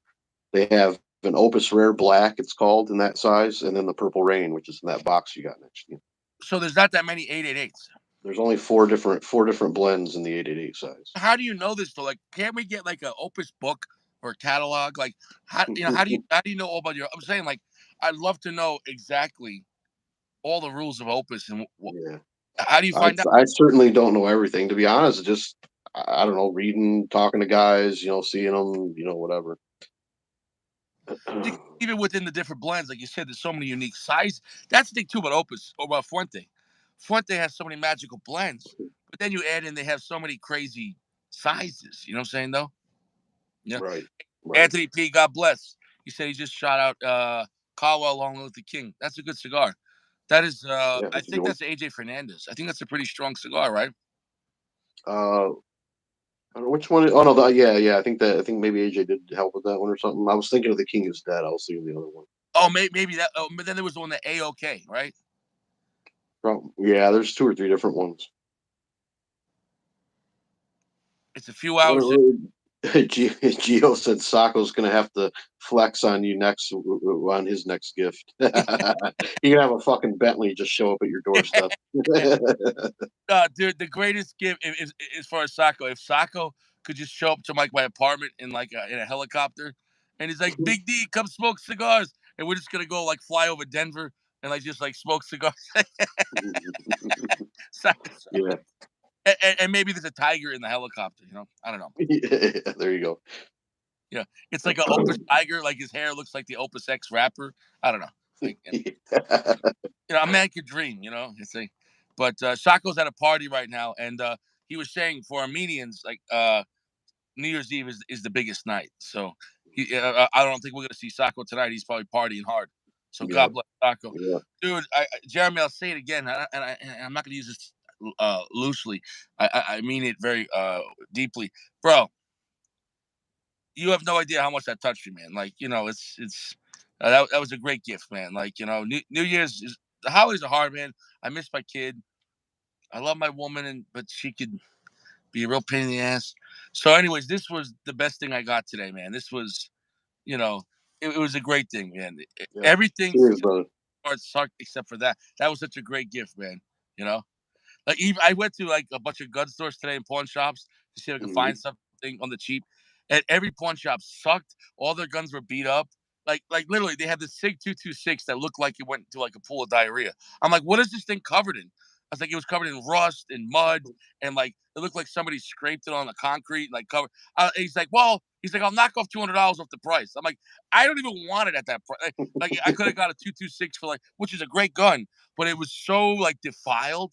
Like I don't know, like even like the barrel, you could tell the gun was dropped like on the what I'm saying, straight. Like I don't know what they did to this thing, but it would have sold to me for only 400, and I was like, nah. Like, normally a $400 226 Sig, normally that brand new was 1200, but I was like, Yeah. nah, because the whole thing was destroyed. Like I don't know what people do to some of their guns. I don't know what they do. Like, do they use them as nunchucks? Do they throw them around? We covered it in tomato sauce, like marinara sauce or something. I don't know. Maybe it was dry blood. You're right. Oh, oh, Maybe that wasn't rust, right? That was oh. yeah, man. Yeah. But it was that kind of day. Every shop I went to was just oh. And while I was at that shop looking at that used Sig, there was a couple there. You know, it was a young Hispanic couple, and they were looking to buy a shotgun to protect themselves. And he was asking, like, "Oh, what do you think is a good shotgun to get for home defense?" I was like, "Get yourself a pump. You don't need an auto. It's too complicated. Get yourself, a pump. Stick with Mossberg or Remington or whatever, Winchester. You'll be okay." So he Yeah. tells the guy, "Yeah, can I see that one?" And the guy takes it off the wall. And of course, you always pull the slide back. You pump it back to make sure it's clear, even though it should be obviously clear. It's at his gun store, but it's just out of habit, right? Yeah. So the guy goes like this, and a fucking live round of birdshot flies out, and What everyone's the? like, and then she's sitting there, so she just took the baby off the counter like she had the newborn, and, and she was like, "Oh, I could help." I was like, "Oh shit!" Like, what I'm saying? They were like saying, "Oh shit," like in like Spanish, and like, and and I was like, "Yeah, that's not supposed to happen." Like, and the guy's like, "Holy No. shit!" And guess what? That gun's been there since November. You want to know my theory on that? Because how could they have bought that gun and not take clear? That's impossible, right? And then how could it have been this in November and no one else seen it? My opinion, you could have had a sick fuck who saw it last, a customer, because there's trigger locks, but you could have had a customer throw it up the feed tube or in the chamber, Yeah. right? Yeah. Yeah. No, Yeah. I That's mean, great. I find it hard to believe that nobody had fucking racked their, impossible. yeah. Because when they go to buy a gun, okay, for example, when you go to a gun store or a pawn shop, at least the corporate pawn shops, when you bring it in, they go, "Give me that," and they have to clear it because they can't have any live ammunition. They can't even sell ammo at a pawn shop in Colorado, right? Well, those were the corporate ones, anyways. So, I mean, you can have your gun on you in your pants, and you're allowed to conceal carry, or most places open carry. But the point is, that's got to stay there unless someone's getting robbed. You can't just flash it around. But when you're selling a gun, you bring it in a case or not in a case, whatever, however you want to bring it in, and they clear it. So if they cleared it, how the hell was there a live round? My opinion is this: a customer had to put that in. There's no other way, and because that wasn't there, they didn't just get it yesterday. How could that have been there almost 3 months? And there's a live round in the chamber. That's Somebody fucking had to hard put to it in, say. That's hard to right? believe. But that's what Yeah. I'm saying. So the only explanation is a crazy customer. Like they got it, and they're like, "Oh, let me make sure it fits my bullets." You know what I'm saying, though? Or somebody trying to get someone hurt, like sabotage. You know what I'm saying, though? Maybe. That's scary. That's fucking That is, scary. in that case, thank God there was a trigger lock on it, because imagine there wasn't, and like, but even then, bro, I've never seen that happen before at any pawn shop where the gun comes with a free bullet in the chamber. Can you imagine? Right. That's Yeah, crazy. that's the most dude. I couldn't believe it. The round just because the guy went like this, and the round on the floor, on the floor, on the floor, man. Dude, like I've never. Have you ever seen that happen at a gun store? Fuck no. No. Nope. Especially for that guy to be surprised. Now I told him now, after every time. Hey, God bless JLM. We're gonna try to get later on. We're gonna try to get to as many people as we can. I'll bounce Yeah. around and try to get as many Yeah, people. I was just on last night. I don't have to hog up the time. I just wanted to come on when you were doing the unboxing. So yeah, that's Well, no, all. I'm not cutting you off. I'm just saying. I was smoking two sticks tonight. So I'll try to get to as many guys. Happy New Year style. But dude, Yeah. um, now you gotta check the gun after the customer has it, because you don't know if a customer does that. That's insane. Yeah. You know. Yeah. Because how about this? How about this? What if a customer got the gun put around in, but then realized, oh shit, there's a trigger lock. Because remember Terminator? Remember he robbed the gun store because he goes, let me see that, and he goes, hey, you can't load it, and he goes, yeah, So in theory, I remember I watched this video. It was like down south. This guy had an AR mag in his pocket, and they didn't have any trigger locks on the guns. So he goes, let me see that AR. He gives it to the guy, and he takes it in, and then now he goes, give me all the money. Like, you know what I'm saying, though? So Yeah. what if it was a customer trying to rob the place, but then It's possible. And then realize, oh fuck, I can't do anything with this, and pushed out and left, whatever. right, but still, that's holy shit. Like that's just how the fuck how could that happen? Yeah. That'd be like you go to buy a car and they give you a wooden stick to keep the gas pedal down. You know what I'm saying? Yeah, yeah. Yeah. Oh yeah. It comes with this nice speed assist. Um, I've never seen that, bro, and I'm just glad that nobody, including myself, didn't get killed, because you're Yeah. assuming in a gun store the guns are empty. Yeah. Thank God. That could have been scary. And there was a baby on the fucking countertop, a baby. You know what I'm saying? Because I mean, they didn't think nothing of it because it's just a Yeah. store, right? You're Yeah. assuming Happy New Year's. You're assuming that there's no danger at a store. You know, Yeah. That's fucking crazy. dude, I had to share that to the guys, but I've never seen that before, and I don't know. Maybe I won't go back to that pawn shop. You know, that pawn shop was in a rough neighborhood, and maybe I don't know. Maybe they just stayed strapped. You know, maybe Yeah. I don't know, but they would be liable if the customer took it and it went off. That wouldn't be his fault, as long as he didn't put it in there. You know, Yeah. No. But yeah, the outcome could have been fucked. Could have been fucked. even For just sure. putting a hole in the ceiling, bro, would have been fucking, bro. Yeah. They would have put a hole in the ceiling, right? Oh, Oh, yeah. you call a lawyer. I can't hear out of my ears, right? Like, Right. right, Yeah. and then Yeah. all of a sudden, you This know, baby's deaf now. oh shit, yeah, I didn't think about that. Yeah, the baby would have been deaf, bro. Yeah, God. I I still can't believe that happened, man. I still can't. I still can't believe that happened. But yeah, man, bro. God bless you, man. Have a happy New Year. Are you gonna still hang around, Yeah. I'm gonna be here. bro? I can't stress it enough. This is the most expensive lunchbox I've ever had right now. Really, bro. You outdid yourself, and you and Harvey Weinstein. Not trying to say it that way, but you've touched the whole channel. You touched me, Jeremy. You touched me very nicely. Welcome, man. I'm glad Yeah, it brought some I joy to your appreciate day it, man. here And for sure. what's your plans for tomorrow? You know what? I'm trying to take the rest of the weekend easy because I got to go back to work Tuesday. Yeah, So take it easy. Me too. I don't have a lot of plans. I'm hoping to sleep in and just lounge about the house and smoke cigars. To be honest. That's what I did, bro. I didn't get out of bed Yeah. till like 10:30, 11, and I had my breakfast. I think I sent you a picture of my breakfast, right? And Yep. I had a real American breakfast, you know. And Yep. Looked but good. yeah, but at least my stuff was safer than that gun store. You know, I Yeah. was in the chamber like an asshole. Like yes. Right. Shit, dangerous. All right, bro. I'll see you around, man. Yep. And All thank you right, so brother. much. Yep. Really, Thank you. You flexed on all these fuckers. You flexed on us. You know. Enjoy, brother. All right, bro. I appreciate it, man. Yep. God See bless. you. All God right. bless.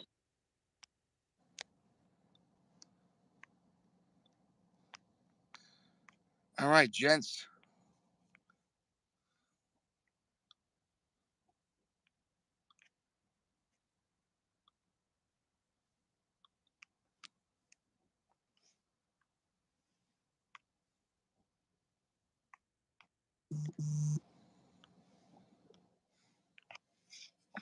Happy New Year's, everyone.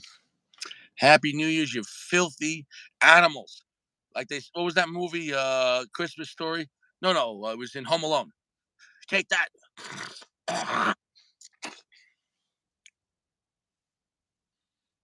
And God bless Jeremy for a monster flex.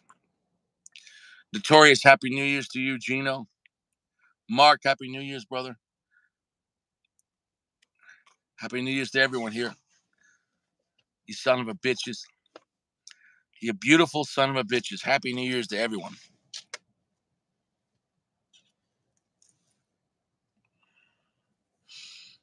Currently, I'm smoking the Fuente Anejo 888 Marvelous cigar. This is the second one I had. Um, Top shelf. Top shelf. I can't stress it enough. I can't stress it enough. Happy New Year's to you, Jimmy. Happy New Year's to you, brother. God bless you and your family. Remember, guys, everyone here, we're having a great time, joke around, bust balls, but respect comes first. Remember, guys, respect has to come first, and then everything else is okay. With the respect.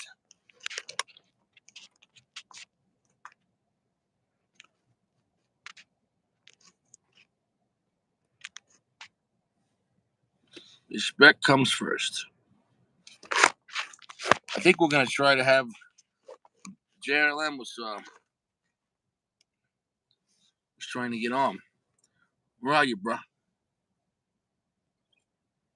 Yeah. Oh, bro, if I ever come to Los Angeles, there's a bunch of guys. There's a bunch of guys. We're gonna hang out. We're gonna have a good time. We're gonna have a good time. We're gonna have a good time.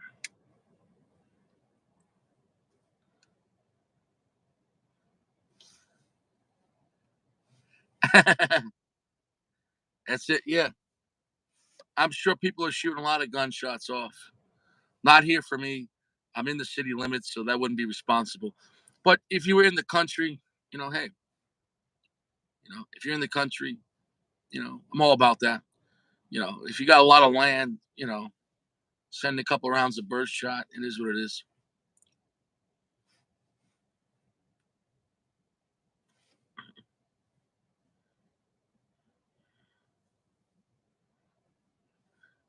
JRLM, were you coming on, JRLM?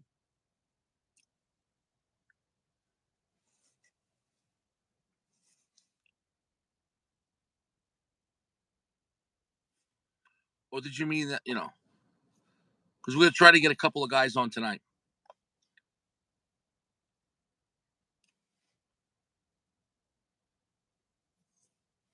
Were you coming on?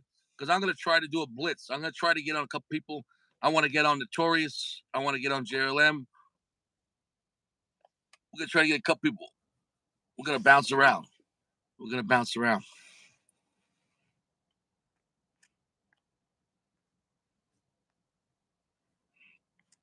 We're going to get on Anthony P out there in Brooklyn. We're gonna try to get around to a bunch of guys tonight. Oh, bro, I can't call you, bro. I sent you the link. JRLM, I sent you the link. You got to click on the link, buddy. JRLM, I sent you the link. Click on the link, bro. Click on the link.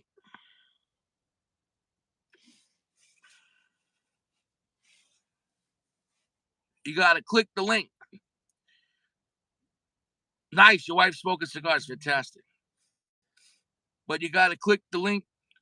You got to click the link. You got to click the link. You got to click the link. And you clicked it. What's up, bro? Sure. I don't see you. Man, how I you don't doing, see you. bro? Oh, there you are. What are you smoking? Oh, nice. Melania V. Maduro? Yeah, my go-to, my cheap go-to.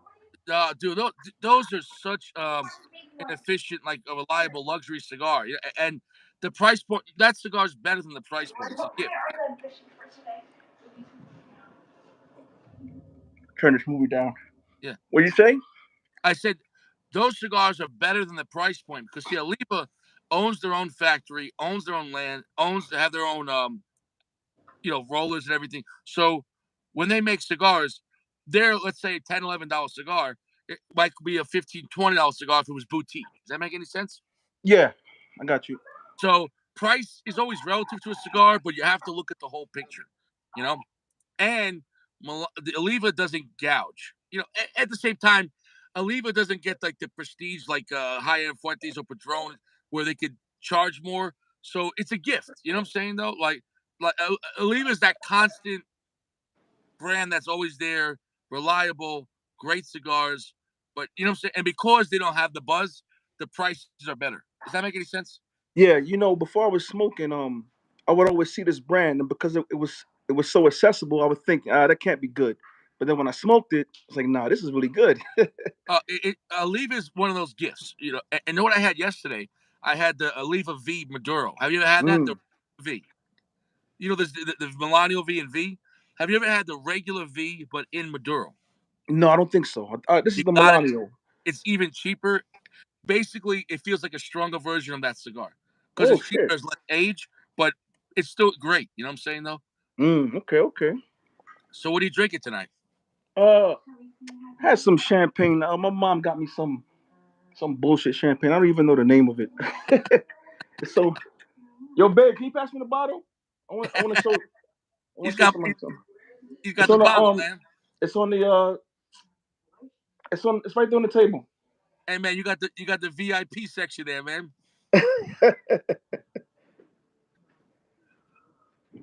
Oh, you fuck with the hat? Yeah, Somebody said they fuck with the nice new era. cap, bro. Yeah. Yeah, this is some bullshit. This is some corner store. I don't know what this shit is. My mom just got it for me. Hey, it's the thought that counts.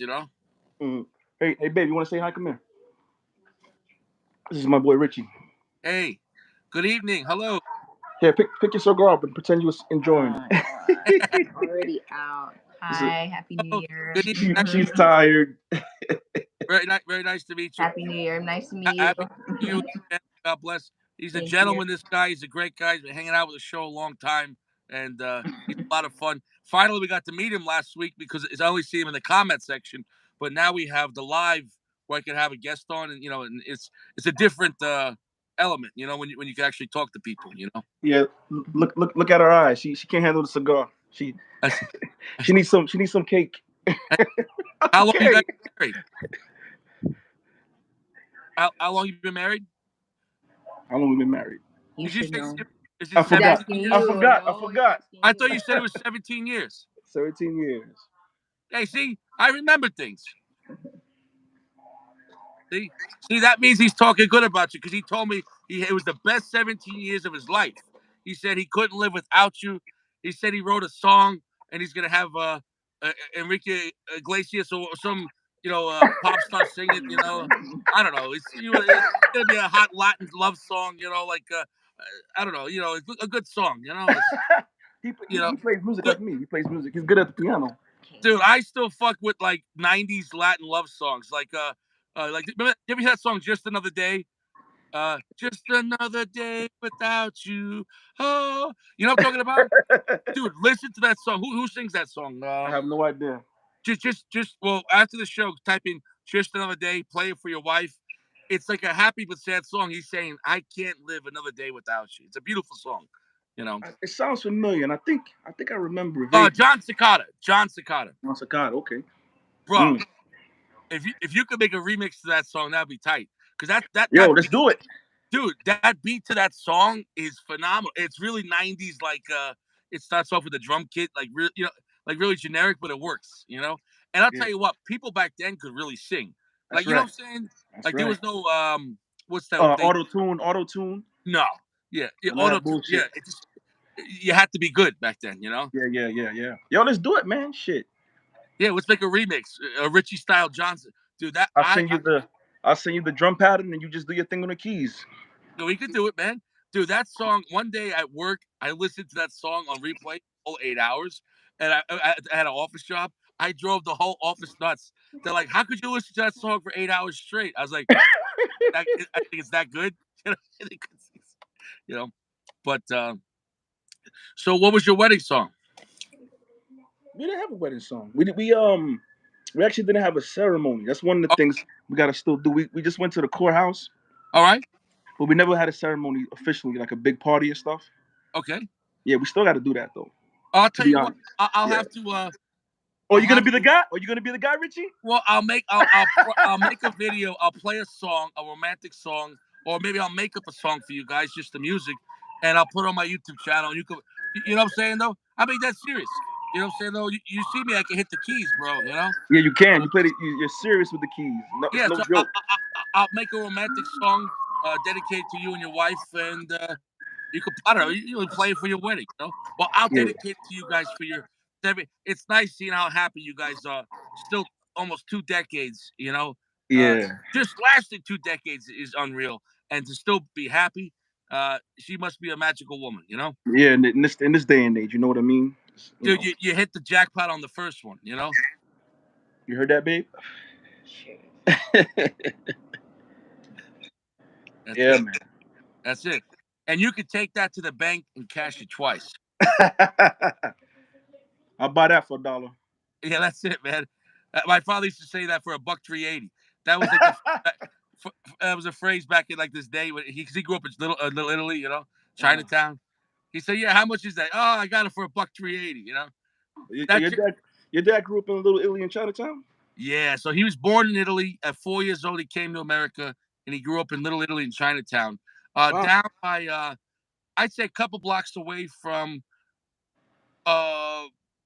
Police Plaza. He's way down there. That's not Hell's Kitchen, right?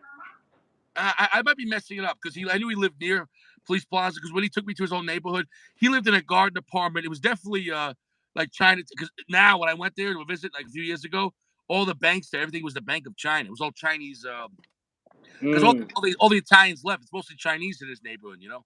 Wow. So your dad grew up in Manhattan. Okay. Oh yeah.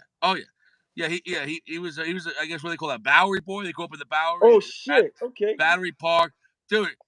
My father, and he could play basketball. When you see like the old pictures from the '70s on the court, they all had the socks up to their knees.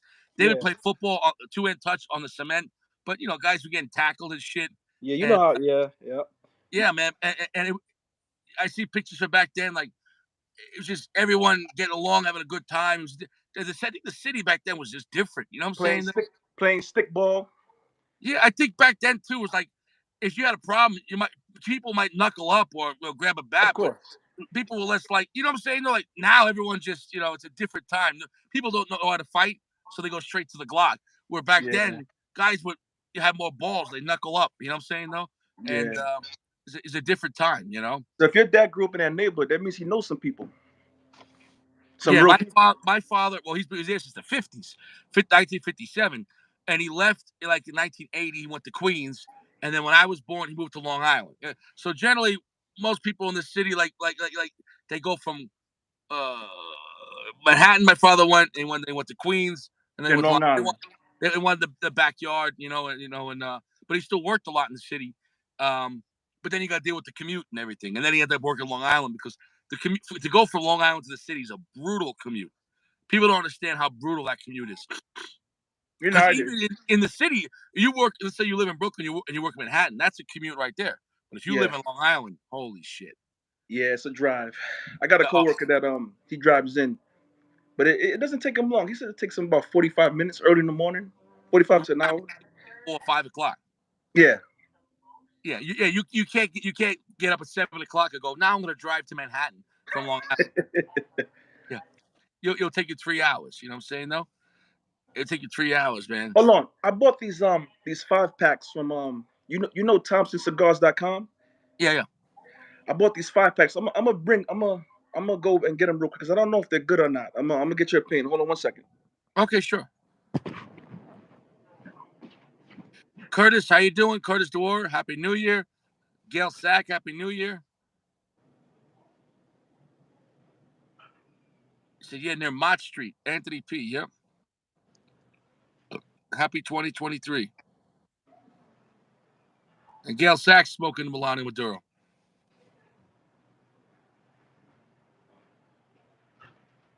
That's it. B. Kelly, Happy New Year. Oh shit! What happened? Yo, bro, are these good? Let me see which one is that. Hold on, let me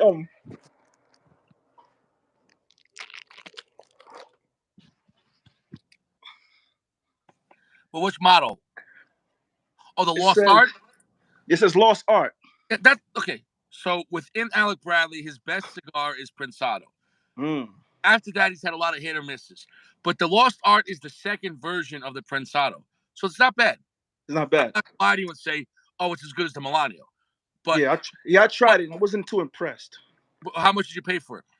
It was $19.99 for a pack of 5. Okay, so in that case, look at it as you're getting a quality cigar. Whether it's good or not, that's up to you. But Alec Bradley's not like it's Alec Bradley. Lots of times is a brand for like what I say for newbies, like because if they don't have a palate yet. But as you like, if you smoke a Melanio when you smoke that, you can't even touch a Melanio. You know what I'm saying though? So, what did you think about it when you smoked one? You said or no? Yeah, I smoked one. It was okay. It wasn't as good as this though. No, not even close. Not even close. That being said, I'm glad you at that price for $4. That's a steal. Oh yeah. At a store, they might sell that for $12, and now you're better off getting the Melanio. Yeah, so they had a sale where you get if you buy 4 packs of 5, you get them for $19.99 each. That's not bad. Yeah. So hold on, I got one more pack for you. What else did you get? There's the Oliva Republica de Nicaragua. No, that's not the name of it. Hold on. That's the tax stamp. What's the model? Oh, Master Priest. Hold on. Just ask the Notorious if that's a good cigar. Now that in the Oliva genre, that is their more like affordable cigar, but it's actually a really good cigar. It's a very strong, very heavy cigar, but it's good quality tobacco. The difference is it's just younger, so it's going to seem more robust. So it's great to enjoy now, or if you let it sit for a year, it'd be even better. So it's up to you what you want to do. But the Okay. Maxim N3, it's a very simple but dark. If you like earth and black pepper, but I mean a lot of it, then you're gonna like it. Don't Okay. have it as a morning stick or you know what I'm saying? Like you got to be in that when you're in that kind of mood to like be like, oh shit, like that cigar. Don't expect complexity, but expect a lot of raw power. But it's Oliva, so Oliva is a better brand than Alec Bradley. I can't stress that enough. Okay. So these are like a lower end Oliva. Yes, it's a lower end Oliva, but it's a solid cigar. Does that make any sense? Yeah. It's Okay. not a. So basically, it's good quality tobacco that's just younger, so it's more robust. So you get what I'm saying, though. So it's a fantastic cigar for what it is, and it's a I believe it's Nicaragua tobacco, but it's going to be a Connecticut broadleaf Maduro wrapper. I believe it's a broadleaf wrapper. It's a good stick, you know. And would you pay $4 or $5? When you look at it that way, like I can smoke that and still have a great night. It's like having a Johnny Red Scotch. It's cheaper, but it's because it's young. But hey, you know, you know you're not having Johnny Green or Johnny Blue, but you'll still have it. You know what I'm saying? Though, you know Yeah. what I'm Yeah. saying? So it's that kind of situation. So it's not What, like it's not a garbage stick at all. So okay. Cool. you did well on that. What about the? Yeah. Say it again. It's not a garbage stick at all. It's a solid like lower mid tier cigar. Okay. What do you think about this? I had this one at a cigar place, but I don't really know if it's really That one good. actually, I didn't have a bad time. That one I actually enjoyed. That's the Rocky Patel San Sun Andreas. grown. The sun, yeah, the sun grown. But Yeah. is that Mexican San Andreas, right or no? Say it again. Is that a Mexican San Andreas wrapper? It's called the sun grown, but what kind of wrapper is it? Sun grown means the leaf was darkened by. Okay, when they grow like Connecticut shade light wrappers, they put cheesecloth over the whole field, or they go to Ecuador, which has a lot of clouds, so it gets Mm. less. If right, also in theory, all cigars are sun grown, but my point is, without the cheesecloths, okay, if they leave it up there longer, they would call that a sun grown, right? For more sun exposure, so the sun darkened the leaves. Well, then a Maduro process is a Maduro could be applied to any tobacco, but you need to do it to thicker leaves because the Maduro process they put a lot of tobacco on top of each other, and the center of the tobacco of the pile gets hot from all the weight, believe it or not. And once it gets to 160, 161 degrees, that's the heat of the center pile darkens the tobacco. But Ah, they have to rotate it or else it'll go on fire. got you. And you got to give it to. So imagine how that's why Maduro wrappers are more expensive because that process takes time. Got you. I got you. Okay. So you can't do a Maduro process to a very thin tobacco, which would be on the bottom. The bottom of the plant is the biggest leaves, but the thinnest. Does that make any sense? As Got you you. go up the plant, every plant has different So sections. it gets more mature as it goes higher. I get what you mean. Well, no, they get thicker and smaller, Oh, and thicker and smaller. they get stronger. So the higher Mm. you go up, it's called primings. Now within, say, Lajero, I don't know how many, but let's just say Lajero, there might be 2 or 3 primings. The first priming will be the strongest Lajero. Second priming will be least strong. So depending what you want, but at the same time, when you go very higher priming, those burn the slowest. So when you're making a blend, you can't just use all highest priming because the cigar would burn for shit. Okay. So that's why sometimes you have a real dark, strong cigar. If it's too moist, it's even when it's dry, it's going to burn slow. And then if it's too moist, now does that make any sense? So, Yeah, that makes so sense. the stronger, the thicker, the darker the cigar is, it needs to dry out a little more to smoke well. You know what I'm saying though? So it's because they can't put the thin leaves to the Maduro process. It's not possible. They'll break. Mm. Okay. So yeah, so that's when you look at a wrapper. If it looks like very thick and toothy, it's probably a higher priming, and generally it's going to be stronger. You know what I'm saying though? I got you. I got Then you. when it comes to aging, if you took a Lajero from the top of the plant, which was a thick leaf, and you took a bottom, which is thinner, Mhm.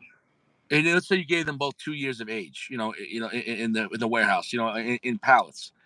The thinner the leaf, it's pretty like a person. A guy that has no thick skin, 2 years in jail, he ain't gonna make it. But a guy that's tough, it ain't shit to him. So the thicker the tobacco, time affects it less. So when something says it's 5 years of age of tobacco, is it you know what I'm saying? No, time doesn't affect the tobacco equally. So the thicker it is, does that make any sense too? So, when you say, "Oh, this cigar had 5 years of age, but it felt stronger than this cigar with 3," well, maybe it has thicker, darker tobacco, which you get what I'm trying to say. So Yeah. not everything is just so. Cigars is not a simple product. You know what I'm saying though? So what is it about a Padron that makes it smoke so good compared to like a lot of other cigars? Because when you smoke a cigar, it's like when you smoke a Padron, it's like automatically it's like It burns. Padrones just smoke themselves. The Padrones pretty much have the best airflow. Well, first right. off, every leaf in the filler they wrap up like a carpet, and so now there's a hole in the center, and then they bunch the leaves. You know what I'm saying though? So That's then what so the that's what makes airflow is just between the leaves. Each leaf has airflow through it, and you get what I'm saying though. so that's So why they burn so fast. it's called end to bar process. End to bar. It takes more time and it costs more money. Does everyone do that? No. Does other people do it? Yeah, but then it's not just the end to bar. The Padron somehow is magic. I don't know Yeah. how Padron. I I don't don't know know, bro. their rolling process, and also I guess the type of tobacco and their blends. Uh, when they say only Fuente is Fuente, Fuente to me has the most magical flavors. Padron has the most crazy like jet propulsion burn. Like, Yeah. and a lot of guys love Padrones because they go, oh, they always work, and they do. You know what I'm saying though? And they're because they're already strong to begin with, but with all the airflow, picture like an engine. You see people they go, oh, I'm putting a K&N air filter. Well, the more air the engine gets, the more The more power, better performance, right? So, and there you go. So because fire, the more air a fire has, the better it burns. yeah, I could So, go through I can go through 4 Padrons easy, like nothing. yeah, But it's the problem because they're so expensive. So and also they're strong. They'll hit you hard though. Like you smoke 3 or 4 Padrones in a night, the next day you're like, holy shit. At night when you go to sleep, if the house was on fire, you won't even wake up. Like you'll be like, because for me, Padrones they hit me hard, man. But the thing about Padrones is I know exactly what I'm gonna. It's like remember as a kid you used to go to a Schwarzenegger movie and they go, "Oh, it's an Arnold movie." You knew exactly what you were getting into. It didn't matter the plot. It didn't matter the blend of the movie or who else was in it. What did you know about Arnold movie? People were gonna drop, and it was guaranteed. So with Padrones, it's guaranteed strong and guaranteed performance. Whether people like it or not, that's up to them. But more people like Padron than don't like it. Obviously, because no cheap cigar, I'm sorry, no expensive cigar will last if people don't like it. yeah, Because and before I started smoking, I would hear people talk about Padron.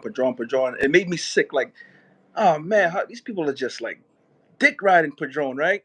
So it kind of makes me sick that I'm a fanboy now. I'm one of those guys now. yeah, But I see now no, why people go crazy for it. the,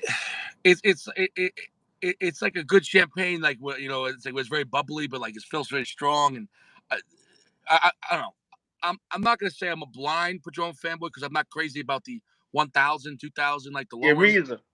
But the 64 and the 64 is perfect because at that point anything more is just bonus. Like even though 26 is better than 64, I'll I have a never tried the great 26. time with 64 and it save my money. I never tried the 26. I never tried the 26. It's even better. Even But better, huh? it's even better. It's more rich. It's more sweet. Oh It's more wow. refined, but it's still strong. Um, my recommendation is to get it in the smallest size, which is like Robusto. It's called the number 6. Um, Number 6. Okay. I love that one, number 6. It's like 4 3 by like maybe 50 or 52. Well, 50 by 50. It's a smaller stick. That's where you get all the power. If you go to the number 9, which makes it much fatter, it'll be more sweeter, but it loses enough intensity that it's still great. But for me, I'm like, I want that smaller, stronger version. Yeah. For me. Now that's Yeah. my preference. You got to decide where you want it to be. Those 26s are back ordered. I was gonna order some when I ordered these, but they were back ordered by 30 days, so I couldn't even get them. Well, no, then you got to shop around to another pen. A lot other places have them in stock. You have to shop around. Hey, guys, could you tell him some places where to get Padrones? If you guys could let JLM, you said Justin, right? Yes, So, sir, Justin. Yep. so let Justin know where the best places to get Padrones.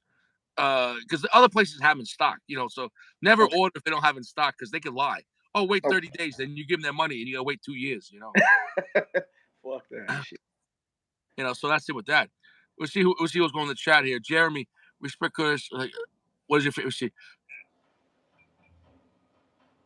Yeah, that's what I said. The Padron is not the only brand that rolls into bar, but that is part of why they spoke so well. But also, I feel Padrones,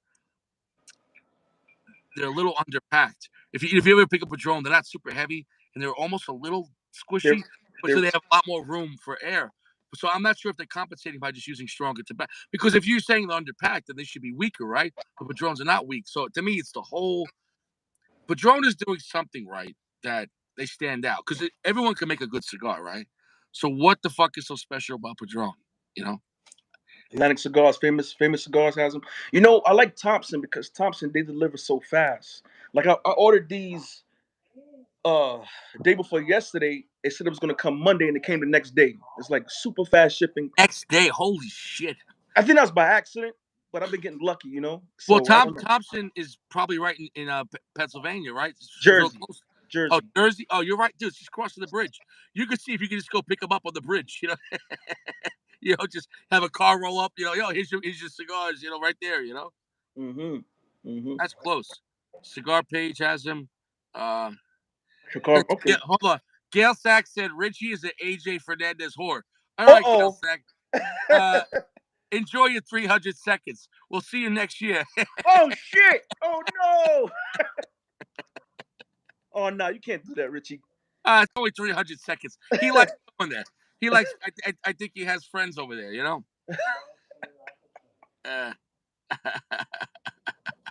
We'll see. I'm catching up with everyone. Big Firm, Brooklyn, Flatbush. Let's see here. James said Rocky could lick my chode. All right, clearly not a Rocky fan. Yo, Big Firm, you in the city? No, Big Firm is down in Florida. Oh shit. Okay.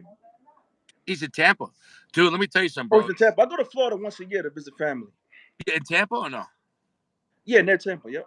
Port Charlotte. Dude, apparently Tampa has a lot of cigars and a good price. Mm. I don't think I've ever been to Tampa. I like to see it. Yeah.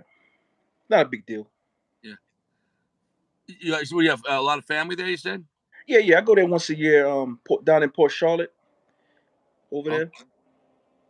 How long do you stay? Actually, it's my wife's family. We go there once a year. All right. Yeah. Yeah. Next time I go down there, I'm gonna try to get my my brother and my sister's husband. I don't know what you call that. A brother-in-law. I don't know what you call that, but yeah. Hopefully he take me fishing. I smoke some cigars. That's a bucket list, right? Bucket list thing I want to do. Smoke some cigars and go fishing. Oh, that sounds good. He was saying, Anthony, he's from Brooklyn. He said, Anthony P said, go check out Davidoff's shop in Williamsburg. Yeah, dude. Oh yeah, I was supposed to go there, but they want $25 to get in after a certain time. Oh really? I didn't know they changed that. It wasn't like that when I was there. Yeah, Williamsburg. Yeah, they want $25. I think after 6. No. Well, that's the one right across the street from Peter Luger's. Is there more than one in Williamsburg? I think there's only one, right? Maybe I'm getting confused. Well, I'll tell you this one. The one I know that didn't have a cover charge, but this was 5 years ago. That could change. Yeah. That's before COVID. If you go to Peter Luger's and look across the street, you'll see the Davidoff shop. Mm. So that's probably before COVID. A lot of things changed before. Yeah, I believe it. Well, no, it is too. They probably had a lot of guys coming in. They buy one stick and they bring 5 of their own and hang out forever. So that $25 cover charge, Yeah, I guess. Yeah. What you do for the holidays? What you do for the New Year's? Yeah, dude. Honestly, man, low key, man. I love my missus is not really a partier, so she went to bed like at 9 o'clock. So it is what it is. So it is what it is, man. It's this is my party, man. Hanging out with the guys. Did you see the flex that that Jeremy sent me? The box of cigars. Yeah, I seen it. Yeah. That's what's up. That's a good look. Bro, man, that was some crazy cigars, man. He's trying to show us up. Now I gotta come back with something hard. Hard, man. Dude, that was that was very generous of him to do that, man. I didn't expect that. And I opened that box and I was like, holy shit. That's like what's up? That's good. Man. That was some real love right there, But he said Thursday, Friday, Saturday nights might have cover charge. Okay, so maybe during the week you don't need to. Yeah. Okay. Cool. Yeah, I was You know? planning to go there. Me and my boys are supposed to go there, but I flaked on them a couple times. Yeah. I gotta go. Oh, it's worthy going there, man. If you want to pick up Padrones or high Oh, end, they because charge 30 for the Padrones. I'm not sure how much they charge, but they definitely have put a Fuertes de Padrones there. Even though it's a Davidoff shop, they have all high end cigars. Mm. Put it this way, you're not there's no cheap cigars there though. So if they're like, if you're gonna smoke like 2 sticks, expect to drop like at least $50. But you could bring your own bottle there and hang out. Oh, really? Yeah. Okay. Okay. Once again, let me rephrase that. When I was there, you could. Could they have changed the policy? Who knows? You know what I'm saying though? Yeah, I give Because them a call. in theory, it's a private club, and you got to be over 21 to hang out. So, as long as they're not serving alcohol, you could bring your own because, some places will say, "Oh, you got to put it in a red cup or something like that," because that way it doesn't look like it. Some places will let you pour it, but you have to hide it right away in case they have it depends on. Like some places know the area, and the cops are cool with them too, and they're like, "All right, as long as." But here's the thing, though. There was a shop I used to go to, and one guy left there, and he fucking got into a DWI, and he hurt people. After that, there was no more drinking in the lounge because he fucked up. He fucked it up for everyone. Like, because he drank a whole bottle. It was stupid. So they give you their own glasses too. Okay. Well, they might. It depends. Like I said, I'm not sure if they're gonna say you have to have it in a. Some places you have to put it like in a almost like a cup that you can't see the alcohol. Does that make any sense? So because if it looks like a beer or it looks like a scotch, but some places allow it. Each place is different. As far as a lounge, I went to a lounge upstate New York that they had a bar, but they couldn't handle the alcohol. So the guy Mm. made a drink and he walked away. And I was like, "What the hell?" He goes, "I can't hand it to you." That was the rule they had. Got you. And I was like, "Okay, so I guess each place it's so dude. Alcohol has so many rules, isn't it crazy, man? You know, New York City, especially New York City, bro. yeah.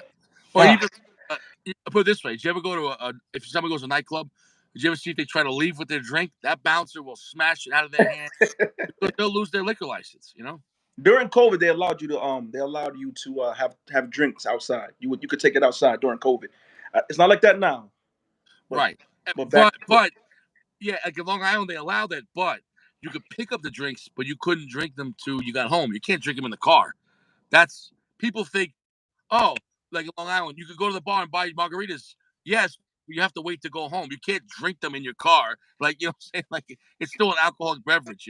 It's an open container. So, what they told me was as long as they put like a sticker over the cap, as long as the sticker was on. But in reality, at that point, does it really matter? Because once you allow to have alcohol in the car, then everything's possible. It's like COVID changed everything with that. I mean, people definitely drank more. People drank Oh a yeah, lot. yo, when people found out that restaurants were allowing people on the street to stop by a restaurant just to get some alcohol, it was Yeah, crazy. That was during COVID though, yeah. where you could stop Oh, by and pick your alcohol and leave. dude, you could get delivered. You could say, yeah. I'm gonna take 2 pizzas and 6 margaritas, and they'll deliver to your house. Yeah, Like yeah. he says, the bar I go to uses buses for wings game for game. You could take the beer on the bus. Oh, that's pretty cool. On the way to the that's pretty Oh shit. He said his bar puts a keg outside for people. Oh, that's pretty cool. Wow. Gail Sachs says during 4th of July, a local bar leaves the keg outside, self-service it for. Oh shit. That's pretty nuts. What the Hey, fuck? Where's that? Where's that at? I'm thirsty. It's like instead of a water fountain, you just. I never heard of that shit, man. That's a party. What's your plan for the weekend? Shit. I go back to work Tuesday. Yeah. So we're just gonna chill out. What's today? Today's what? Saturday. Saturday. Okay. Yeah, I'm not doing anything. Would you say that the beginning of the year gets busy for your job or no? No, Just nah. chill. Same shit. Same crazy. A guy's either jerking off and we got to save his job or some bullshit. Dude, that story made me laugh, man. I can't imagine who couldn't wait till they get home or at least go in the bathroom. Go in the bathroom. These Oh guys. my God. Why? Why would you do it right there? And did he know there was a camera? I don't think he gave a damn. He probably thought nobody was looking. So he got fired? He got fired, but we got his job. We got him his job back. But okay, did they explain to him you can't jerk off at work anymore?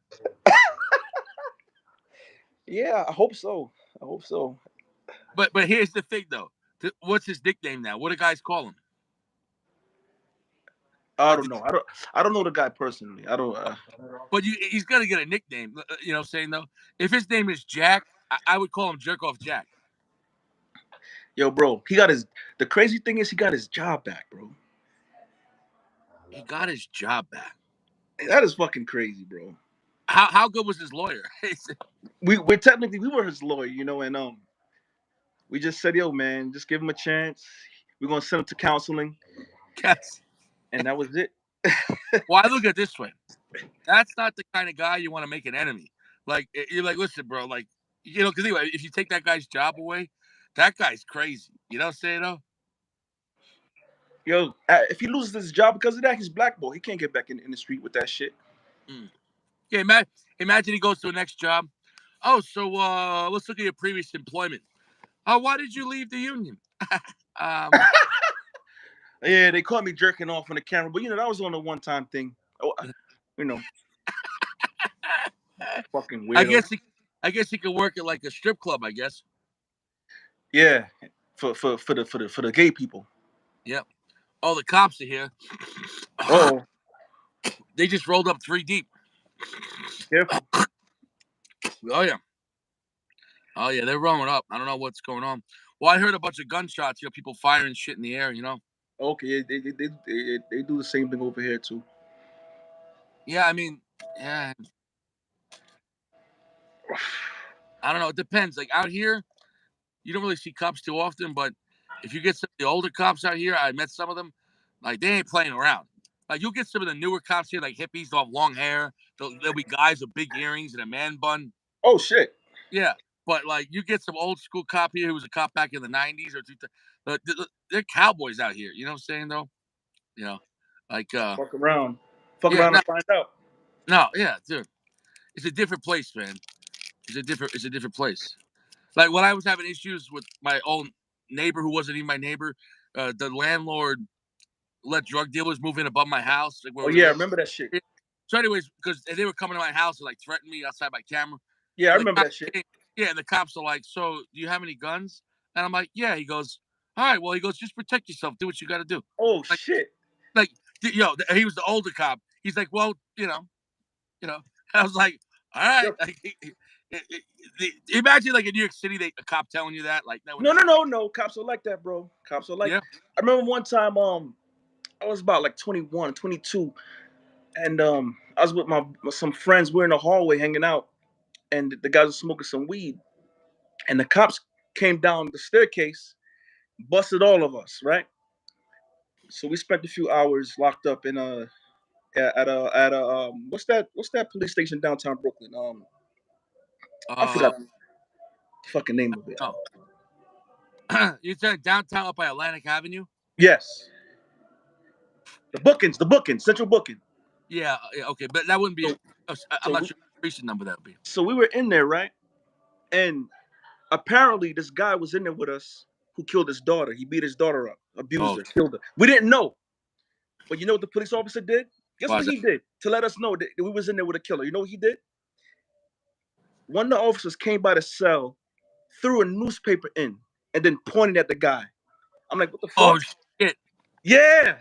I said, what the fuck? So I look at the newspaper, and I go, oh, shit. This guy beat his daughter to death. Guess what happened to that guy? He got knocked the fuck out? The guys jumped him. Yeah. You no respect for that, man. Yeah. But you see how the cops set that up, though? The cops set it up. He threw the newspaper and then pointed at the guy. He said, he threw it in and he said, that guy, him. Yeah. And we looked, That guy was getting beat up like 5 minutes later. Yeah, bro. Did the cops hook you up after that or no? Huh? Like did the cops hook you guys up for doing that or no? So after the guy got beat up, I wasn't part of it. Okay. Me and my boy said, "No, we're not getting involved with that shit because we want to go home." So after the guy got beat up, the cops came back and said, "Who did it?" Nobody wanted to say anything, and one guy got up and said it was me. So when they took him out, and the cops came back and said, "How come you didn't stand up for your boy?" I was like, "What the fuck? I don't know none of these people, man. What do you mean? How come we didn't stand up for our boy? I don't know this guy. Yeah. What are y'all doing in here? What is this, a game? What's going on in here?" You think we're all friends here, you know? Yeah, we want to go home. What the fuck? Yeah. That's some crazy shit, man. Because here's the thing, that could have went sideways. That guy could have got killed. Yeah, man. I'm sure he had a rough. He went to prison, so I'm sure he got more when he went upstate. He didn't have a good time, man. He's probably going up to Sing Sing. Yeah, his name is it was the Nix Marie murder. You ever heard of that? Nix Marie. What was it? The Nix Marie murder. No. Her name was Nix Marie. You could Google it. Oh, I never heard of that one. And when you do it, that guy, when you see her father, that was the guy that they. What year was it? Shit, probably 2005, 6. Oh, wow. Yeah. Shit. Yeah. I mean, that's a scumbag move, man. You know. Yeah. I wanted to go home, so I wasn't trying to risk it, bro. No, I gotta say that too, though. And you were probably a young guy. How old were you? Yeah, I was probably like 21, 22. Yeah, bro. You were you're like shit, man. I just want to go home. Bro.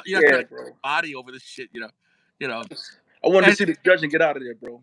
You know, it's be different if the cops like, listen, look, we guarantee nobody will get in trouble. That'd be different because you're like shit, you know. Because and I still wouldn't believe him, Richie. Ain't no way. Ain't no way.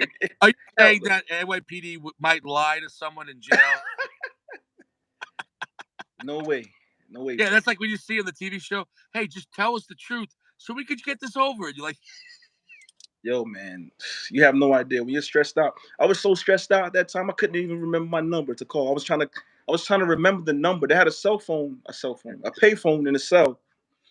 And I couldn't remember my fucking house number. I was so stressed out, bro. I was done mentally. I'm gonna be very careful how I say this, but I was watching a movie with a guy I know, and when the guy arrested, the cop said, "Hey, just tell us the truth of what happened, so we can go see the judge right now, and we could just finish this, you know, just get it over with." And the guy's like, "No, you don't have the evidence, and I'm just gonna get a lawyer." He's like, "Oh, you don't want a lawyer?" He goes, "The lawyer just wants your money."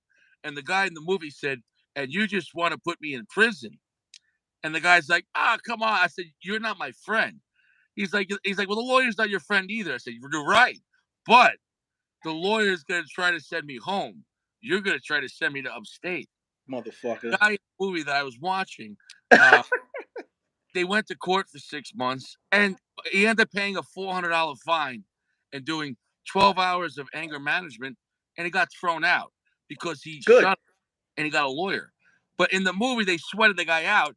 They had him in the holding by himself, and they put on disco music for hours. Are you serious? Yeah, disco music. Yeah. Like, and in the movie, if you're locked up by yourself, and it's the first time you've ever been locked up, and you hear that fucking music, you're gonna go crazy. They put the radio right by the jail cell in the movie, and he's like, "You want some music?" And the guy's like, "Nah." And they put the music there. "If you think I'm sexy and you want my body, let me know." You know, and then some ha ha ha ha, staying alive. How loud was it? Was it loud in the movie? What's that? Was the music loud? Yeah. Oh, dude, the music was loud in the movie. Oh my god, bro. And that's just psychological games. You know what I'm saying, though? That probably would have broke. That would have broke. If I was in that movie, it would have broke my character, bro. Right. Well, the guy in the movie stayed cool, and then afterwards they came back and they go, "Well, if you're not going to speak, you want your lawyer. We're going to let you go, and you have court next week." So clearly, the guy in the movie knew, like, if they had real evidence, they wouldn't even give you that deal. If they want you to talk, that means they don't got you. Yep. You know what I'm saying? Like, if they come in and they're like, "Listen, you're fucked," and they just close the door, yeah, then you want to make a deal. You know what I'm saying, though? But but that environment, bro, it really I could see how people you either turn into a bitch or you go in the opposite direction and go mad dog. I can see how it happens because when I was in there, they had some kids that raped a girl and Oh. they were smoking weed in there. And the cop said, "Whoever's smoking weed is gonna get everybody in trouble. You all are gonna stay here next week." So now Mm. I'm getting angry, and now I'm thinking to myself, they got the weed. We're gonna stay here an extra week because of these guys. I feel like beating somebody up, and I felt myself turning, Mm. getting becoming an animal slowly. Yeah, bro. Because you could be there for something so bullshit, but you're surrounded by every uh, every situation. It's not Yeah. a good situation.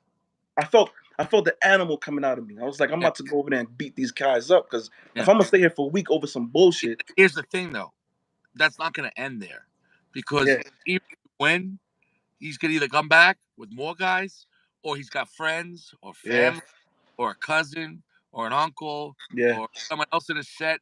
You know what I'm saying? Like, yeah, violence never ends in prison or in the street. Like, it's not like a boxing match. Hey, you won. Yeah, let's see if we do it again next year. No, yeah. Nah, it's a continuation, a cycle. yeah. And I'm not talking about like in a self-defense situation, because it's like, okay, well, he was attacking this guy for no reason. But when I'm talking about, if someone's in that life. You get reduced to the basics of the animalistic behavior, bro. Yeah, bro. But especially when you're inside. I'm gonna light this one up. I'm doing the Opus Oh X shit. Power Okay. Range. Oh, you're just gonna shit on me? Okay, okay, I'm gonna okay, Ricky. I'm gonna flex on these motherfuckers. I'm gonna You're gonna flex. flex me with the opus. Okay. Yeah, yeah. I bought this one 2 days ago. Damn, Rich, you just gonna shit on me like that? Okay. I'm gonna flex. I'm gonna flex, man. I'm gonna flex. Hmm. What is Sack saying? He said, "Damn, Rich, you get a spittoon." I like to spit when I'm outside. It's like I'm a cowboy. Like when I'm in the house, I don't even spit. But then as soon as I start smoking cigars, I'm like, wow. Sometimes you have to. Some cigars make the You spit know more. cowboy movies? The guy spitting in the bar, Ping. That's it. So, man, yeah. So, man, it's so nice that we got to meet the missus. And Yes, I tell, man, you're a happy guy, man. That's the most important thing in life, man. You're happy. yeah, we're not fighting right now. We're not arguing today, thank God. But, yeah. That's a good day then. Mm-hmm. Yeah, she got a little she got her little rub down earlier, so she's That's it. So I'm smoking I'm smoking a Melania V. Melania V. Yeah. Is that what you call it? It's the Milano V, but is that the regular or the Maduro? It's a Maduro. Okay, yeah. So that's my favorite version. Yes, sir. The next guy I'm gonna have on the show. Have you met Anthony P yet? Nah, I'm not sure. He's from Brooklyn. Oh, has he been on the video? Mm-hmm. Okay. Yeah, well, so when you come back in the New York City area, we all got to get together and go to a cigar bar somewhere. Yeah, that'd be nice. That'd be nice together. Like go down to the Davidoff Lounge in Brooklyn. Yeah. That's a nice lounge, man. But you got to check out the Barclay Rex, bro. Okay. Remember I told you about that one? So the Barclay Rex, it has a good selection of cigars, but they have a regular lounge that everyone can get into. But then they have the VIP, which I can't get into anymore. But why you can't get it anymore? No, because I don't make enough money, bro. I was there with a high roller, right? This guy walks in and they get a shopping cart. This guy was dropping $5,000 5 years ago. Like he went to 3 lounges and he spent like that. Wow. But he's known. So when he goes to a store, the manager, they get like a shopping cart. Dude, we were in the Davidoff Lounge in Manhattan and they had a shopping cart. Like that's when you got money. You're like, yep. And the manager's like, oh, 2 boxes of these? Yes. 3 boxes of these opuses? Yes. Yeah, you got money. You're not ordering online. You're going to the fucking cigar place to buy them directly. You're fucking crazy. Yeah. Well, because there's no deals on those cigars. Yeah. buy cigars. There's no deals. You're paying the extra on top too. Yeah, no, there's no dude. Yeah, but and then he had so many cigars. He'd buy them at those shops, and for the most part, and he would say, "Oh, I'll keep some." He would put maybe half or all of them at the lounge there. They would have humidors for him, so so that way, whatever shop he went to, he He might was have prepared. $10,000 of cigars at every lounge waiting for him. Oh, I see. That's a serious collection, man. You know what I'm saying, though? Yeah. That's imagine you're like, where am I at right now? Oh, you're in Brooklyn. Oh, yeah, take me to this place, and you have your scotch waiting for you. You have, I mean, you know, That's the life. yeah, We're gonna get there one yeah. day, Richie. One day. Well, God bless. I mean, you know, it is what it is. You know, I'm just as happy as that guy, maybe more. Who knows? You know, I mean, because like right now I'm smoking this Opus, and I'm having a great time. You know, like whether I have one Opus or 1,000, I have an Opus. You know what I'm saying though? Amen. Amen. And I'm enjoying it. You know, How you got much, to keep how your much mind. you pay for that? How much you pay for that stick? 30, 40? 18.99. Oh shit! What's up, man? No, that's a steal, bro. Yo, and this is the Power Ranger. This is the stronger version. Yeah, bro. I mean, the shop that I got it from, man, he's not gouging. I mean, so he might be paying $15 a stick. He's only making $3 a stick. But this guy sells in This guy says, he goes, I don't want to try to screw you one time. He goes, I'd rather make less money but have you come back. That's his mentality. Interesting. And yeah, bro. So, dude, I bought the Anejo 888, that the Fuente Anejo, for $15. Shit. To You other, know, I might have to send you some money so you could pick me up. oh, 'Cause dude, that's kind of crazy. yeah, bro. I mean, if you have like Zelle or something like that, yeah, Yeah. yeah. Next time I go there, if he has something you want, yeah, you know what I'm saying? Oh yeah. I'll give you a little extra on top for yourself. Shit. Yeah, Cause well, over here you get an you Opus. get, You paying $40, $30 for one stick. yeah, for Opus X, yeah, God damn. And you yeah, said 18. God damn. 18 for Opus X Power Ranger and 15 for Anejo. That's cheap. That's cheap. Yeah, yeah, yeah. That's cheap, man. I think for Padrones, he sells Padron 26 number 6, the one I like. Uh, $18. What are you paying for Padron 26?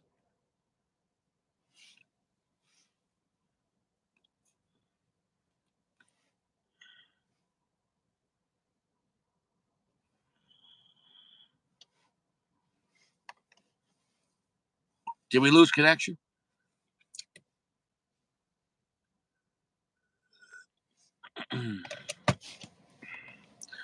Did we lose connection?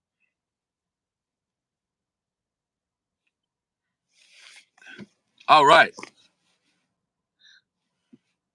No big deal, bro. We'll have you on the show again. We're going to have you on the show again. And we're going to go to Anthony P. in Brooklyn now. And we're going to keep the show moving. And that's right. Hey, brother, I was happy to have you on, JRLM. God bless you. And God bless your family. Let's get... let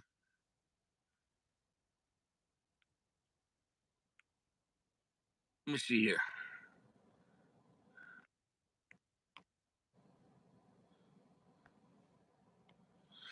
So I just sent it out to Anthony P. We're going to have Anthony P on next. We just had JRLM, and Happy New Year to JRLM. God bless you and your family. We'll have you on again, brother. Very nice talking to you. And God bless you, bro. You have a beautiful family, and God bless you and your family. And I hope another 50 years, you and your wife. God bless you guys.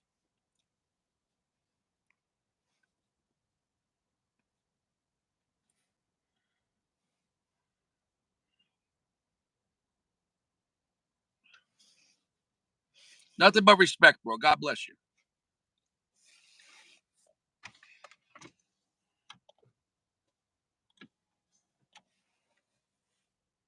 That's it.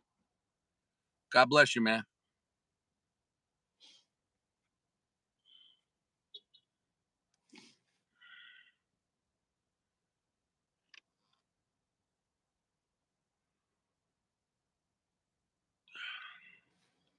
Now we're just waiting for Anthony P. That's it. Brooklyn in the house. Purple Goat. I don't know what happened to PG. I don't know where PG is. I don't know.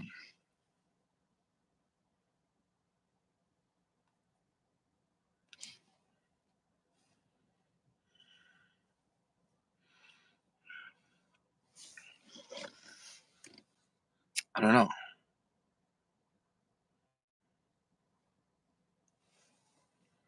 Well, I'm not sure if we can get him on.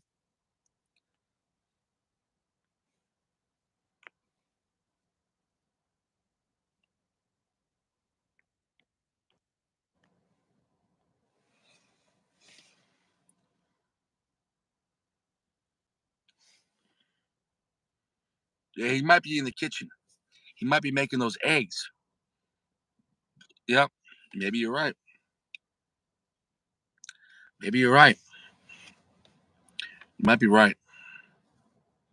I'll tell you what, I'm getting spoiled. Richie's living his best life. Shout out again to Jeremy for those cigars, man. Jeremy sent me a monster. If you're just getting here, Jeremy sent me a monster. He sent me a monster. Holy shit. Ridiculous.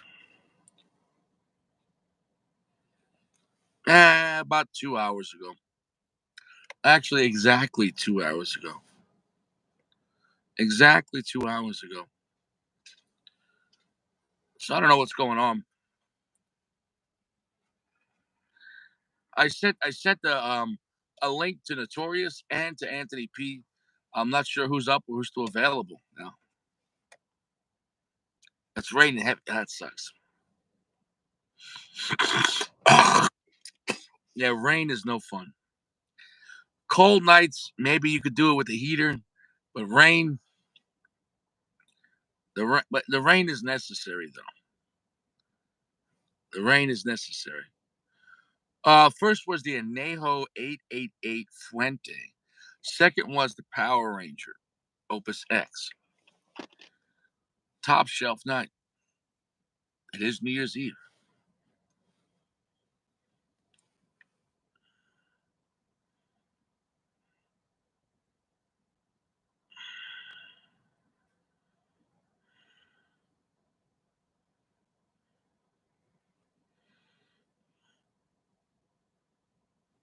The Haddon Brothers. Maybe so. Maybe so. Did we lose everyone? What's going on? No, Sacco, I think he's at a party. Actually, Sacco's probably definitely at a party. Sacco's probably having a good time tonight. Yep. God bless you, Sacco, wherever you are.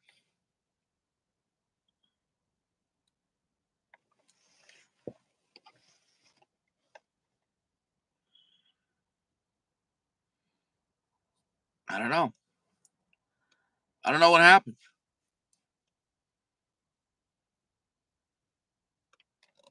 I don't know what's going on. Well, I guess we lost some people. I don't know.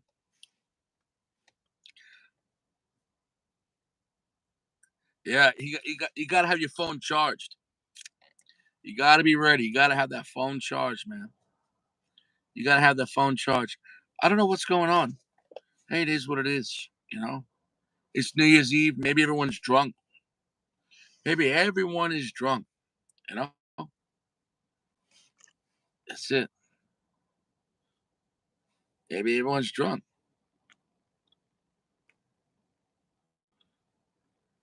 Um,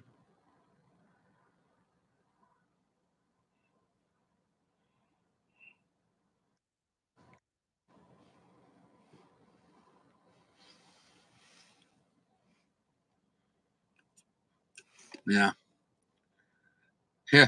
Maybe I'll just go to sleep. Richie goes to sleep. Good night, guys. Richie goes to sleep.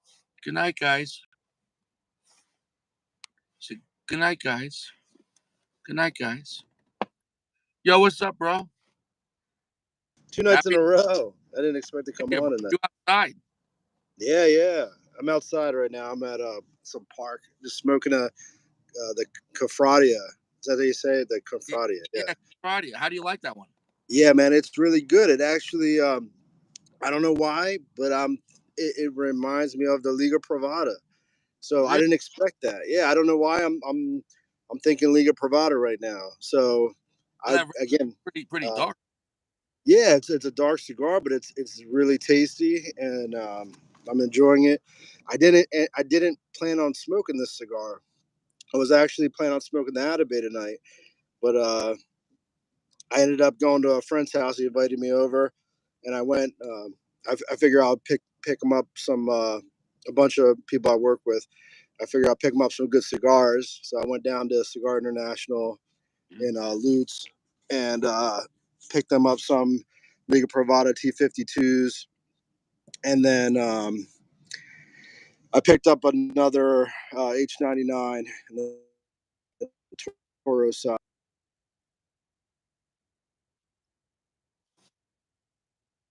Ended up Confradia. Yeah. I want to smoke Atabey, smoking, the Liga Privadas. I figure I'll just get something similar to what they were smoking. I actually got like two T52s for them, two of my buddies, and I got I still had a bunch of those Perdomo small batches that I got when I bought the box after your review.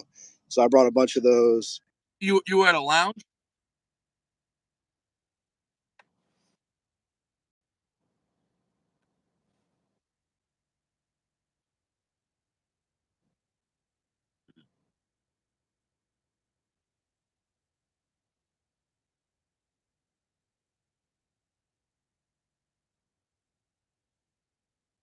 And then I just happened to and No, it's con fraud. Yeah. I just threw out a couple of Leva V 135th anniversary. Yeah. It's Contract those, and then I'm smoking this. So I wasn't even planning on smoking. Like I said, I was going to smoke the good stuff tonight, but this is a good cigar. I mean, they're both good cigars. It's just not what I had planned on smoking. So I tomorrow I'll asked you how smoke the the Atabey Atabey. flavors, but no, he didn't smoke the Atabey tonight. What are you saving that for tomorrow or? Yeah, I was gonna smoke it tonight, but it just happened to be I didn't want to bring that cigar with me and smoke an Atabey when they're smoking, Liga Privadas. I wanted to smoke something so they thought I was smoking the same things they were smoking. Otherwise, it could come off as I'm trying to be like I'm smoking the good shit. Not saying that obviously Liga Privada T52s are good cigars, but I'm Yeah. just saying I didn't want to sit there smoking an Atabey and they're smoking T52s because they don't really know cigars that well, and they might start questioning like, why are you smoking the good stuff and giving us this? Well, But, Atabey is like super top tier. Like, you know what I'm saying? No, that's right. And my one friend kind of knows cigars, so I think it would just come off as kind of like it would just send the wrong message to the folks I work with. So I just wanted to smoke something similar to what they were smoking. Is right. basically what I'm. I can Like respect. it'd be like me smoking Opus X, but bringing my friends, I don't know, something lower. Not, I don't want to say lower tier, but you know what I'm saying. Something that's less Yeah, expensive. I mean, dude, Atabey is. Yeah, I'm looking forward Atabey's a to it. brand. It really is.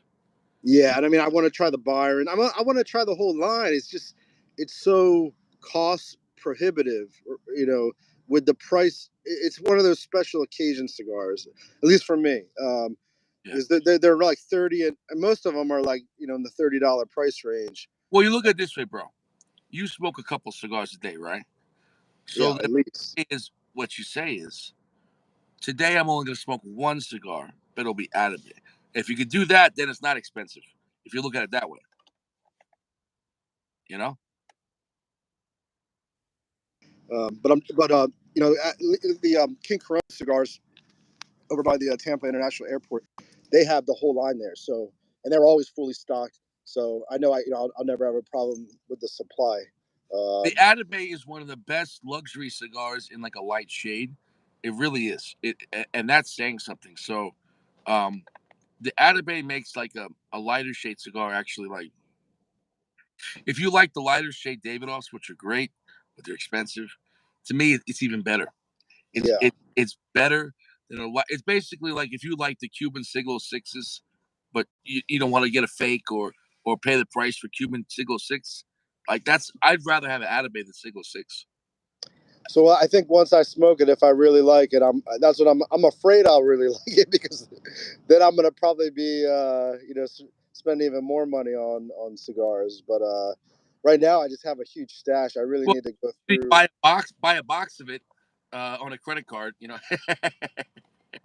Yeah, but someone told me there's a darker shade Atabey.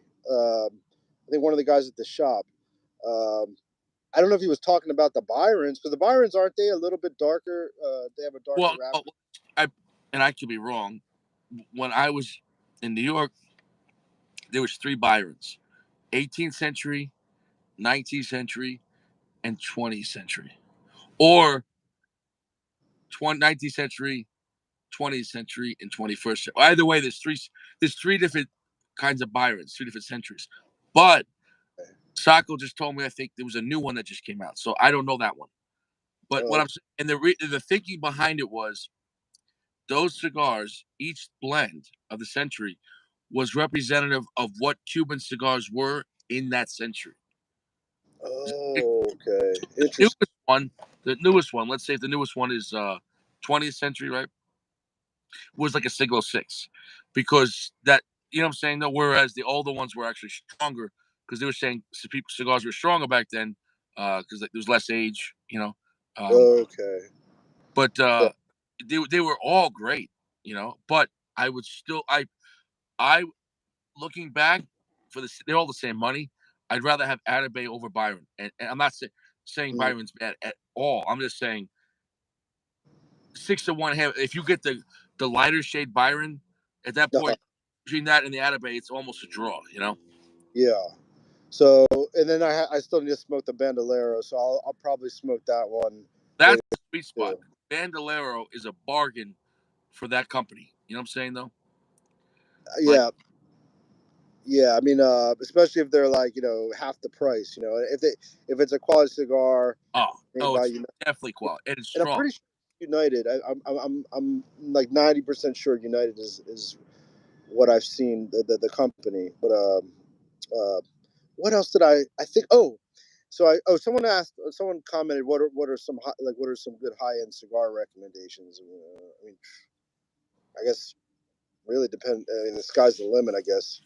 The Opus X's. I'm still. Yeah, so I'm just scratching the surface on the Opus X's. Like I'm really a novice when it comes to Opus X. Well, when you say high end cigars, they're when you say Opus X high end cigar, that is the top of the high end. Right, you're right. You could have some great cigars for $10 to $15, and just at a lounge and still have a great time. But if you gotta first say, what's your price range? Right. Because if you say, okay, $15, you can get plenty of great cigars, $15. But so and what's better? Like, is a $20 cigar better than 15?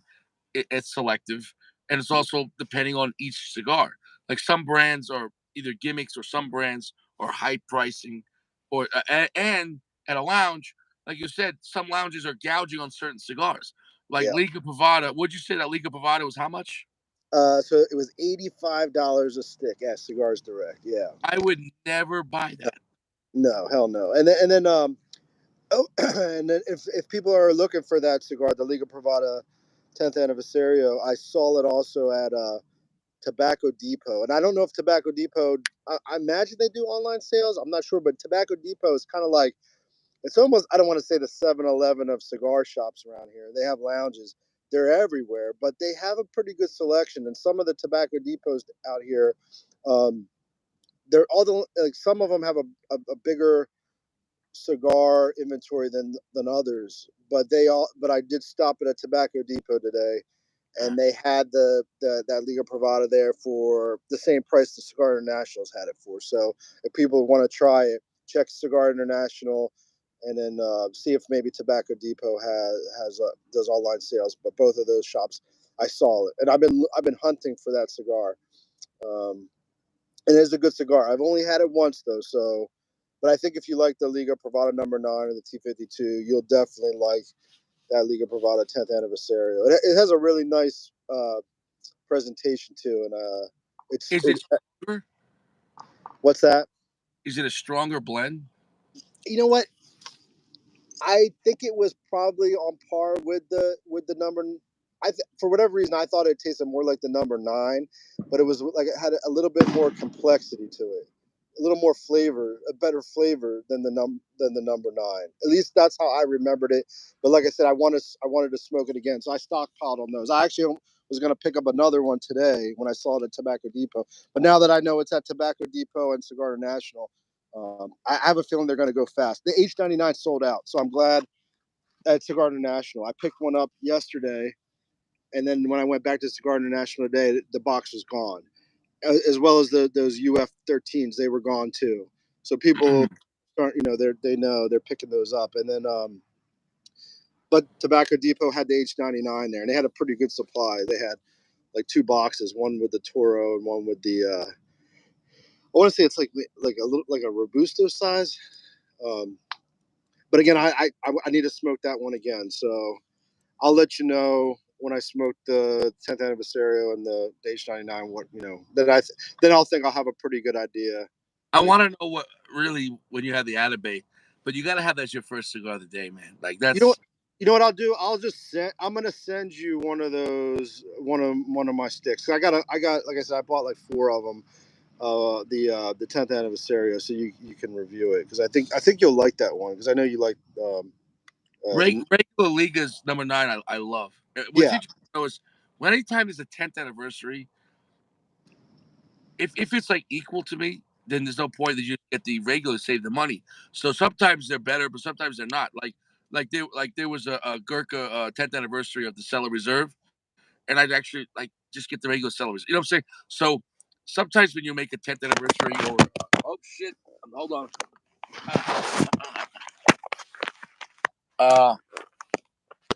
Sometimes when you make an anniversary version, it could go either way. What I'm trying to say is this doesn't always mean it's better. You know? Right. Yeah. Yeah. What else did I? Oh, and I picked up because I had spent a certain amount of money at the Tobacco Depot. They have the freebie bin, and they had another Partagas Legend in there. So I picked up another Partagas Legend, which I really enjoyed that first one. So free? No, I got it for me, but it was if you have a hard time finding it, no, I can send it your way. No, but how'd you get it for free? How does that work? So they have a bin with a bunch of cigars in there, and if you spend a certain amount of money, they let you grab one of the cigars out of that bin, and they had the Partagas Legend in there. And I was gonna buy it today at Cigar International. I think it was like $14. So I'm glad I didn't buy it because when I went to Tobacco Depot and I bought all those cigars for my buddies, I spent a certain amount, and then I was able to pick a cigar out of that bin, and they had the Partagas Legend in there. It was like the thinner gauge one. I want to say it was like it was like a Corona size. Dude, that's the best one. That's the one I smoked that first time, and I really liked it. Yeah, so that one is phenomenal. Yeah, it was a really good cigar, and like I said, that got me back on checking out, interested in the Partagas line again. So, so then I picked that's when I picked up the Anejo and that other barber pole. So yeah, I'm gonna enjoy that one. Yeah, Partagas has some great flavor, man. People are missing out on Partagas. They have some great flavor. You know what I'm saying? Like the blends are really nice. Yeah, I mean, I really like the Legend. I think that's box worthy. I would definitely like if I could get it for that price. Well, I got it for free today, but they had them on sale at. Actually, the first time I smoked it, I got it on sale at JR Cigars. They have like 40% off sales, and they just throw random boxes out there, and they're good cigars. They had the Party Legend out there for 40% off. So I think it ended up being like $7-8, and then they had that Archetype, which I still haven't smoked yet, and then they had the Monte Cristo AJ Fernandez, and they had some Caldwell. Actually, that tea that I got you, I got it from JR Cigars on that sale rack. So sometimes they have some good cigars out there at JR Cigars, but I don't know if you can buy the sale ones online. Which actually reminds me, I wanted to mention to you, JR Cigars has an exclusive Monte Cristo 1935 that was made just for them, and it's a smaller size. It's like $15. It's kind of pricey, but apparently the blend is a little bit different than the other 1935 blends. Wow. And so, if anyone likes the 1935, you might want to. And that one you should be able to buy online. Dude, that's the strongest Monte Cristo, man. That's a strong cigar. Yeah, so this one apparently they said is even stronger than the regular line 19. Oh shit! So Well, yeah, smaller, bro. The 1935 Monte Cristo, I still can't believe they made that. Like, you know what I'm saying though, because if you said 10 years ago, right, Monte Cristo was your grandfather's cigar. It was a golf cigar. They were nice cigars, but they were relaxing sticks. And then Monte Cristo and AJ Fernandez made a deal with the devil. yeah. And Plasencia went stronger too, but not as strong. Plasencia went more about flavor with the Espada. The Espada. I was gonna that the spot. I need to try that one again. Yeah, the Scuro, right? I love that cigar. Yeah. Yep. I was gonna pick one of those up the other day too. I definitely want to revisit that. I had it once. It had a lot. I mean, that was a real popular cigar when it first came out. Everyone was talking about the Espada. And I picked one up and I smoked it. And for whatever reason, I don't know if I had the Escuro. Maybe I forget which one I had. Okay. But for whatever reason, it wasn't a gold band. The Escuro has a very dark black and gold band. I can't remember. It was like when you remember when it like kind of when it first came out years ago. Oh, so it was the regular. Yeah, maybe it was the regular. Escuro came out years later. Okay, so maybe I didn't have it yet then. So I got to pick that one up. The Espada has a brown band, I think, and the Escuro has a gold like and black. Like it's you'll know the Escuro is a lot more of it's a darker cigar. Well, I've seen it. I know I've definitely seen that one. And because there's been a couple of times I'm like, should I buy it? I think the reason I didn't buy it, I think because it was not on the top of my list when I went in to buy the cigars, and it wasn't cheap. I want to say it was like 15. I mean, it wasn't that expensive. It's probably like in the $15-$16 range, maybe a little more. But I'm definitely going to try it. And then I really want to try the. Yeah. It's a luxury cigar that actually has some power, but it's a really beautiful, sweet, dark cigar. Like if you want that, like you know what I'm saying though. So because AJ Fernandez goes the scary dark side. Yes. Well, had more power than regular Monte Cristo, but they were beautiful flavors. So it depends what you want to do, you know? Yeah, and I smoke a lot of AJ Fernandez stuff, and the Dorado was actually like a lot of people would say, I guess that AJ Fernandez has that reputation of making dark cigars, but the ones I've had, I thought were really more, medium to full, but very the Dorado was a scary cigar. Flavor. That one he changed. That one he changed for that cigar. You know what I'm saying? The Dorado was definitely dark. Like the Dorado was more like, and then when I smoked the Dorado, I'm like, oh, is this what people think of AJ Fernandez? Because it was a very dark cigar. But all the other ones I smoked of his were not like that. And then, and a matter of fact, one of my favorite AJ Fernandez cigars is that Monte Cristo. They have one called the Monte Cristo Monte, and I think AJ Fernandez blend, but the other one, it's called Monte Cristo by AJ Fernandez. Yes, that one. They have it with a white band, white and red.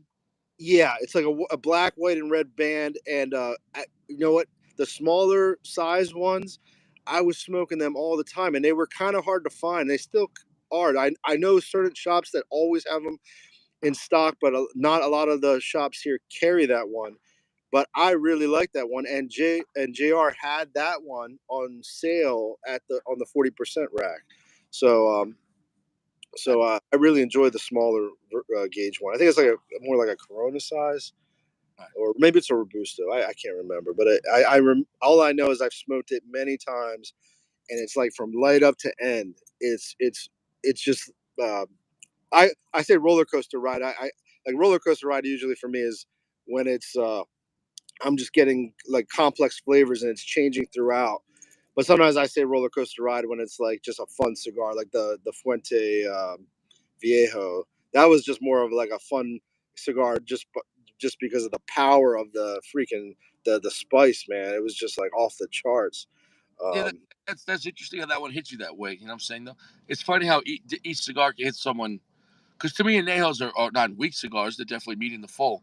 But that one really hits you, and it's like how a cigar hits someone, you never know. You know? Yeah, it's really strange too, because like I'll smoke a Liga Privada and it doesn't like, and they're considered pretty strong cigars, I think, and there's cigars I smoke and I don't expect. Even the freaking Patrons, the 1926 was, I thought was kind of a, I don't know why, I thought it was kind of a powerhouse like in the spice department, but it was again that black pepper spice, and I'm retrohaling a lot too, so and that might have something to do with it, but yeah.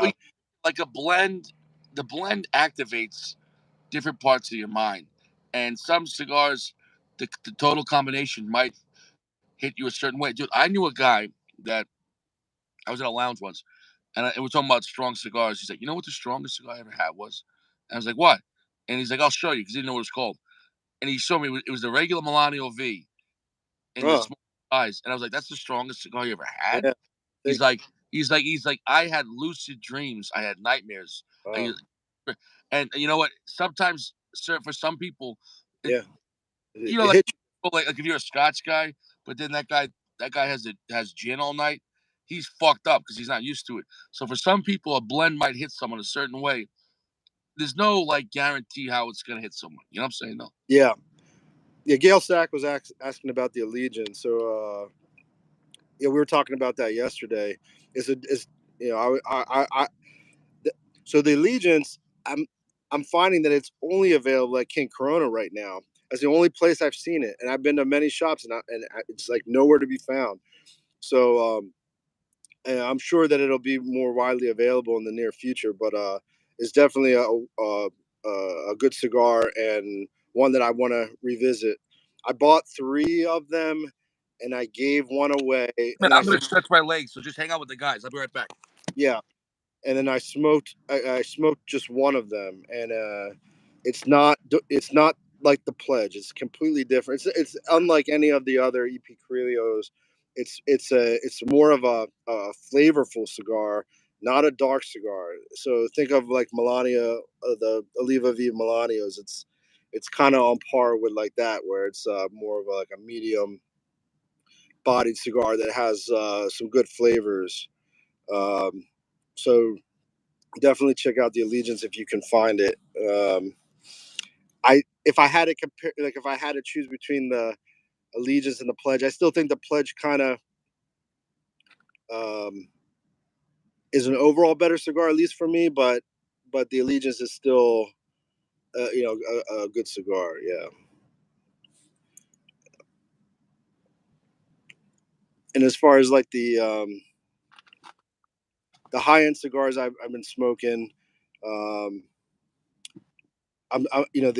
had the Lost City twice. The first time I had it, I was just talking about the Opus X's because to answer the question about the more higher tier cigars that I've had recently, and mentioning the Lost City was probably the most expensive cigar I've had recently, and again the Opus X, the first few I smoked, it was during the day, like earlier in the morning. And then when I tried that Lost City for the second time, the first time I had it, I was not impressed with any of the Opus X's I had, and I found that when you smoke it at night, it's like a different cigar. After a meal, it was just a completely different cigar, and I really, really like that. And I know the Lost City isn't even one of the popular Opus X's, and I think a lot of people that I've talked to, some people love it, some people hate it, and I don't, and if I had only smoked that one, the first one, I hadn't smoked it again, I probably would be on board with the people that hated it. But after I smoked it that second time at night, I thought it was on par with the Fuente Anejo as far as the spice level, and I really like that. So I want to smoke another Lost City. Oh, I want to keep smoking the other Opus X. The Lost City only comes in one size, right? That I don't know. Yeah, again, with the Opus X's, I'm just learning. Like there's a steep learning curve for me, at least. So I know a lot of other folks on the channel are like, subject matter experts when it comes to Opus X. I'm just the good thing. The good thing for me is that I live in a place where I can easily get them. So it's just the cost. They're not cheap cigars. So you can get the smaller size ones here for like $15, which is good, but they're not Again, it's just the regular Opus X I've seen for that price. The other versions are going to be like, 25. It probably is the cheapest I've seen, and then it goes up from there. So Like and then $35, $40 for Lost City now. It went up. And I just want to say one thing, bro, because it just hit midnight here in Colorado. oh, okay. Oh, People happy New Year. going nuts. Oh, Dude, I'm hearing so much gunfire in the oh, distance. Dude, people, because that way is the city of Denver and like the sub. Dude, people are popping off.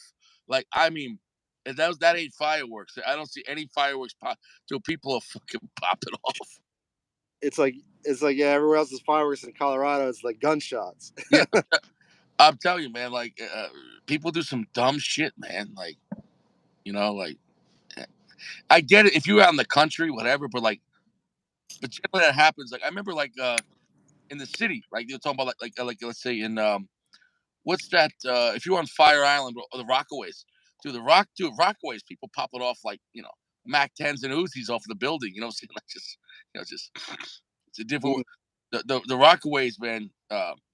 There's some crazy parts of the Rock. Did you ever hear the Rockaways or no? Yeah, I have relatives who live over there. The thing with New York, man, like I grew up in Philly, Jersey, and New York always was just a fun time. Like I just love going to New York. Like New York City, I still think I've been all over the world, and New York City is just such a special place, man. Like just everything about New York is just a playground. It's so much fun. Living there, New York, you can't find it anywhere else. New York has the craziest bars, craziest restaurants, craziest parties, and that shit almost 24 hours a day, man. And then if you go talking about nefarious stuff, you could find anything. You know what I'm saying? You go down to Chinatown in anything, whether you're in Queens, in Flushing, or whether you're in Chinatown, like you know what I'm saying though, like I remember one time I was in Manhattan. I just got there. I just got off the train, and I'm walking out like on 32nd, 33rd, and this girl just pulled up to me. I just got there. This girl pulls up. She's like, "Hey, you want to party?" And I'm like, "Yeah, how much?" She's like, "150 around the world." And I'm like, "Nah, I'm all right. Thanks a lot." Like I just got, I just got there. Like like literally, you pull into New York and someone's like, "I'll suck it." You're like, "All right." I just go, "Let me go get something to eat first." Like, you know what I'm saying? Like, I didn't even have a cigar. Like, chill out. You know what I'm saying? Like it's like a non-stop Coney Island adventure with her. Yeah, like you know what I'm saying? Like the party comes to you. Like you know what I'm saying? Like it's man, that it's. Well, do you remember the Nat Sherman shop in Manhattan? Closed down, I guess. But I used to go there like on a regular basis. Like that would be one of my stops whenever I would go to the city. And I loved that place. It was like very professional, and the attendees that worked there were like always really helpful, at least from my experience. And it was just a really nice shop, and it's just a shame that it shut down. And I used to like the Nat Shermans. I actually I was gonna have Vanna White present one to you the other night, but there's one Nat Sherman that I guess the Timeless. That's a classic one, but that's the Nat Sherman Timeless is. Yeah, bro. The base Nat Shermans I don't like. The orange and blue band. You know what I'm talking about? And there's one that they have. It's like an exclusive one. It has some guy's name on it, and that's the one I was going to show you because I've had a couple of those, and I can't remember the guy's name. It starts with an F, I want to say. Damn.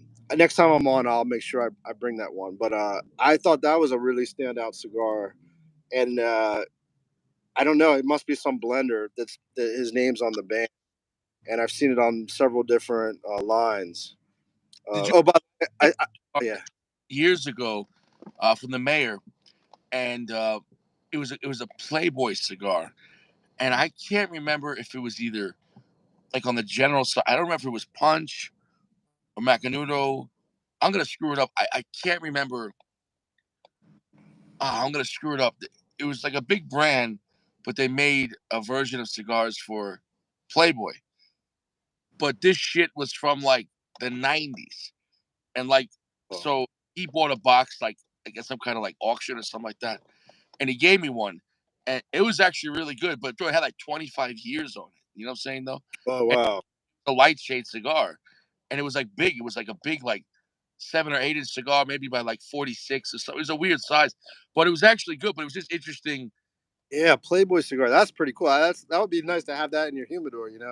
Yeah, if Just you have smoke. I'd probably buy two and get smoke one and just keep the other one, not even smoke it. cellophane was so brown on it, man. Like it was like but it's just now that used to be a thing, right? Back in the day, they had Playboy Lounge, like a bar in Huh. Manhattan. I'm not sure when they got rid of those. I don't know. Yeah. Didn't what's his name? The hustler guy. What's his name? Shit, I can't remember his name. He just died recently. Yeah, he Yeah. got shot. Larry. Yeah, Larry Flint. Larry Flint, right? Yeah. Yeah. He just passed away. I remember the movie with Woody Harrelson. He did a good job playing him. That was a good movie. Yeah, his story. What was his story with Hustler? What was that? What was the story about him? What like It was you know a story like of like hustler and him getting shot and being in a wheelchair and all. Like, but why did he get shot? I think it had to do with something with Hustler. Just the fact that maybe it was like someone that was against that business or Well, dude, it's a seedy life. Anything to do with who knows. anything with that is going to be a dangerous. Women are the most dangerous thing. So you add in, anything to do like that. It's. I just Yeah. watched a documentary about Hefner. Did you watch it on? It was on Hulu. Did you watch it or no? No, I didn't even hear about it. Yeah, I'll have to check that out. Well, of course, there's a lot of bad things about him, which is all true. But now that he's dead, people are coming out and talking the truth about him, I guess. But it's like, what did you expect? Like, you want to live to like, oh, he was so controlling, and he would, well, you sign a contract that you're going to be his girlfriend, you're going to live in a mansion, you're going to have all this fancy shit. But then at nighttime, when he's like, hey, we're having an orgy tonight, yeah, I get terrible shit, but you signed up to be his girlfriend to live in a mansion. You think you're going to live in a mansion, drink champagne, get all this money, and for you what? know what you're into. Yeah, you know what you're getting into. If you go to Playboy Like, because clearly you didn't want to work a regular job. A normal job, you go to work and you get paid, but they can't touch you. You want to don't work and they just want to touch you.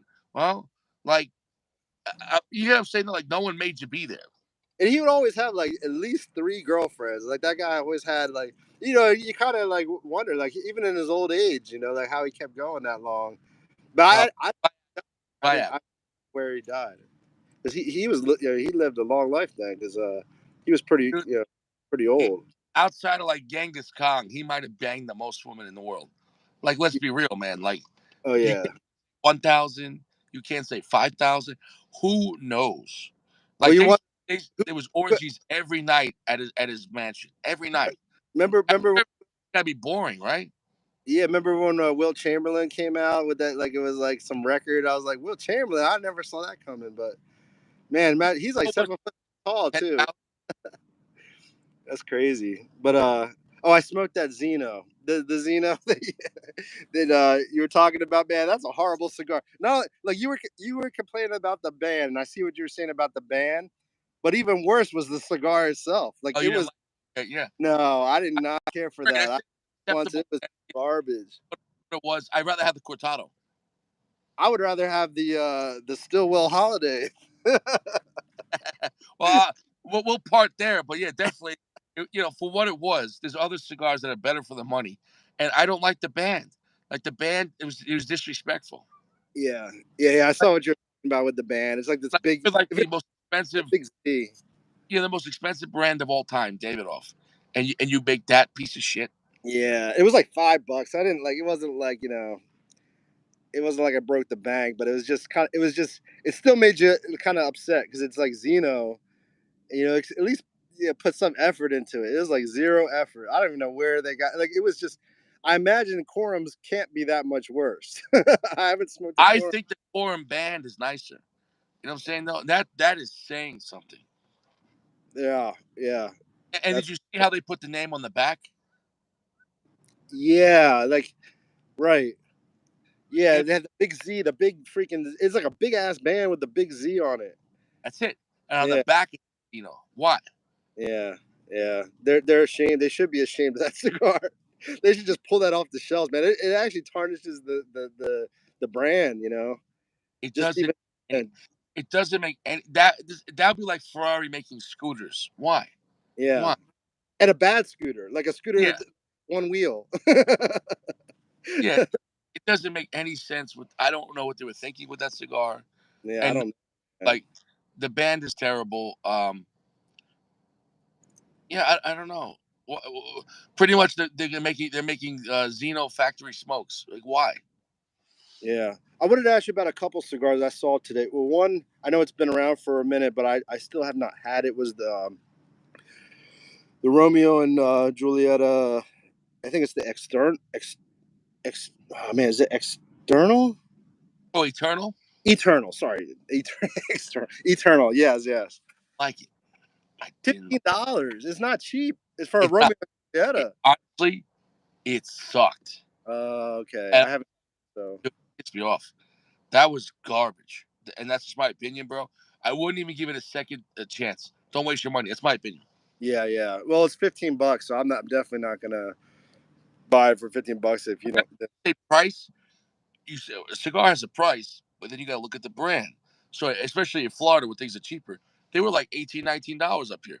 So Uh, 19 for a Romeo by Altadis. What are you, crazy?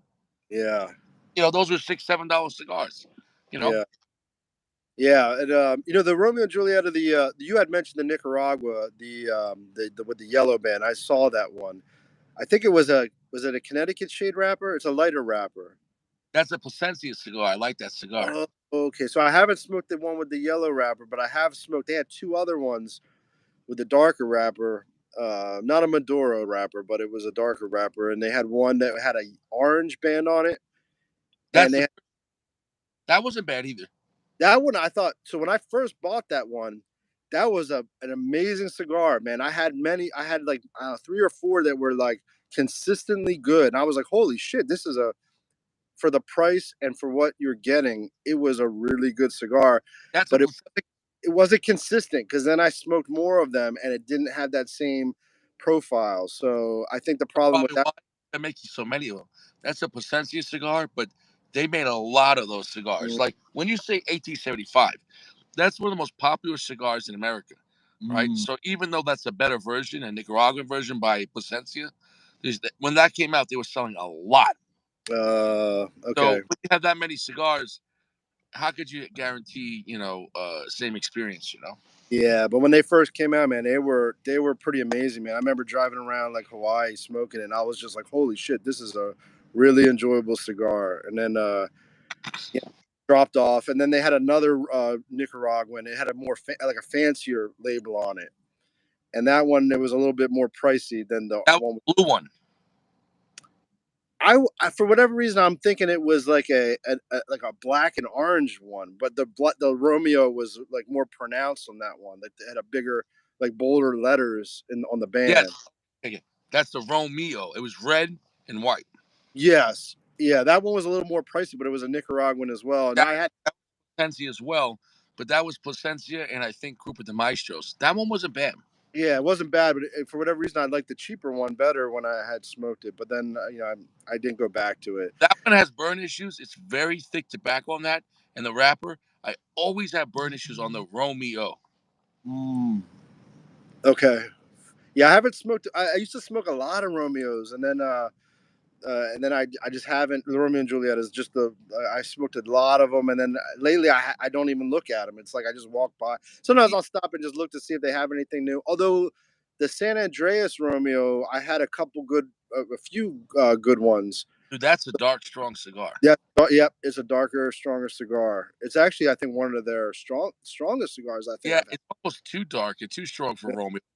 Yeah, I'll enjoy that here and there, but I remember the first time I was like, "Yo, what were they thinking on this cigar?" That's yeah, Romeo San Andreas. yeah.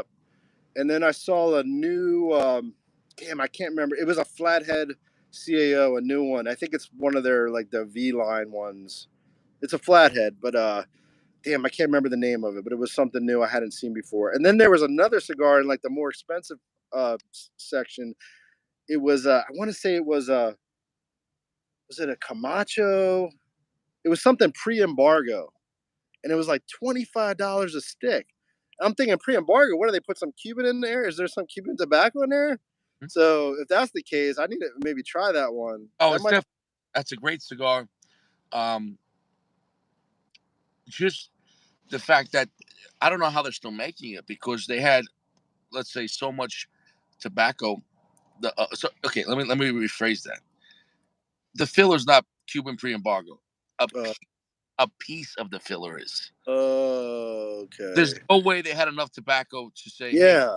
it's Right. just that's the case. Like, you know what I'm saying? No. Yeah. If it was like pure pre-embargo Cuban tobacco, those sticks would be like more than Opus X, I would imagine. Yeah. I mean, they'd be flying off the It's shelf. 1960s. You're talking about it's got what 60 years of age on it. Oh, yeah, that'd be ridiculous. Oh, by the way, there was a cigar. So I went to this one cigar shop in Tarpon Springs. It's like a little Greece over there. It's pretty cool, a pretty cool spot. And they got a cigar shop there that was selling. I don't know if how they got this box, but it was some cigar I had never heard of. It's not even in existence anymore. But it must have been like 50 years old, Wow. and they had them there for like I think they were like $10. So I'm gonna try to pick one of those up and send it your way. It's just pretty cool because you're like it was kind of like that other cigar you were talking about, the Playboy one. You kind of feel like you're going back in time. It's kind of a cool feeling smoking a really old cigar, and that one the cellophane wrapper was completely like tan, like brown, almost brown. You know which brand that actually isn't bad that you never hear about, and every time I do see them, I'm like, why don't I see more of these? And there was one of their cigars where the wrapper, even the mayor loved this cigar, and the mayor was, was a millionaire. He's smoking the best shit, and he loved the cigar. Do you remember Dunhill? Yeah. So I never there was a anymore. Cuban side, but then there was a non-Cuban side, and I don't remember if it was General or Altatus or I don't know who they were under. I know nothing about Dunhill, but Yeah. there was Sure. some Dunhills that one of the wrappers. It was such a oily looking like brown wrapper. It was such a phenomenal cigar, and I can't remember the name of it. And you never see Dunhill, right? No representation at all. Yeah, they were making like weren't they making like lighters and stuff like that whole like all those cigar accessories too? They're really pricey. I remember. Yeah, dude, I'm telling you, man. Like, I don't know what happened to that brand. Like, it disappeared. And Yeah, Gio, shout out Gio. How's your balls? Gio's been going and coming back. I think Gio was hitting the big booty Latina, and then he's coming back for a break. the La Aroma Passion. I don't know if that's La Aroma. That's the green one. That one was pretty good. Yeah, I just smoked a new La Aroma the other day, and so I had the La Aroma de Cuba. What was that one? It was like it was really popular. It was like in Cigar Aficionado and shit. Like it was the Mia Moore. no. It had like it came out not too long ago. I can't remember the name of it, but anyway, it was a lighter cigar. It was like actually like almost too light. Uh, it was a very medium, just a straight up, mild to medium cigar, but it had a Mhm. lot of hype, and I smoked it, and I wasn't expecting to be that light, so I actually didn't really care for it all that much. If someone said the name, I would remember it, but there was another one I just tried the other day, and again with the La Aromas, I just can't remember all the names, but I'll get the name. But it was actually really good. It was more of it still wasn't a strong cigar. It was more of a medium cigar, but it was a medium cigar that had a lot of complexity. So I enjoyed that one. Hmm. Damn, yeah, I can't remember the Yeah, name of it. I think it's made by my father. Okay, that I Well, didn't. La Roma, I could be wrong. Like La Roma, I think is under Ashton, but remember, like Ashton cigars are made by Fuente, but remember, Ashton. Okay, let me rephrase it. Ashton, as the parent company, they don't make cigars. So Ashton has their cigars being made like the VSG by Fuente, but La Roma's under Ashton, the company, and I believe those ones are contracted through my father. And the other my fathers are the what's the one, the Quintessence? It has the bird on it, the parrot. The San Cristobal. Yes, those San Cristobal, I believe, is under once again Ashton, but those are made by my father. I'm pretty sure. Oh, okay. See, the San Cristobal, I know that they got good reviews too, but I haven't had one that I really enjoyed. I picked some of those up like Now they fell off like as a brand. Like I don't see any shops carrying San Cristobal really. Like yeah, yeah, right. They're not as big. I think they're dropping off. I see them every now and then, but I think people probably were just disappointed. They had a lot of and hype. that's what I'm saying about things coming and going. Yeah, Like and it's one thing to look at Fuente and everything they made, and it's only getting better, and it's never going down. Like whether it's the Hemingways or yeah, the Carlos or the Anejos or Opuses, and it's so expansive, each one of those. And I always see them just making more versions. Like they don't even need to make new cigars. They could just say, "Here's a new Carlos," or "Here's a new like a new side," even just a new side. Like people will be happy with just having more availability. You know, yeah. like if they said, "Oh, Fuente, what are you doing new for this year?" Oh, we're gonna double production of Opus X. People will go crazy. Oh So, yeah, and that's what I'm saying. Like when you compare most brands and what they do to, like say Fuente or something, it's like Fuente doesn't make mistakes. no, And look, you work hard for your money, and when and that's why I just love going back to Fuente. And overall, it might be my most used brand. yeah, Even though I yeah, love the Padrones, but Padrones, they're more formulaic. Whether it's the 64-26, even though 26 is smoother, but still they're in it. If you want strong, dark Nicaraguan cigars, that's the spot. But if you're not in that mood, they really don't have anything for you except the Damaso. But I'm not spending $22 for a Padron Connecticut shade. I'm not wasting my money on that. Even though yeah, it's thick, but like, what I'm saying though. yeah. I know exactly what you're saying, and I had the Damaso. That's another cigar I kind of want to revisit because I don't remember it all that well. But I remember it being on the pricey side.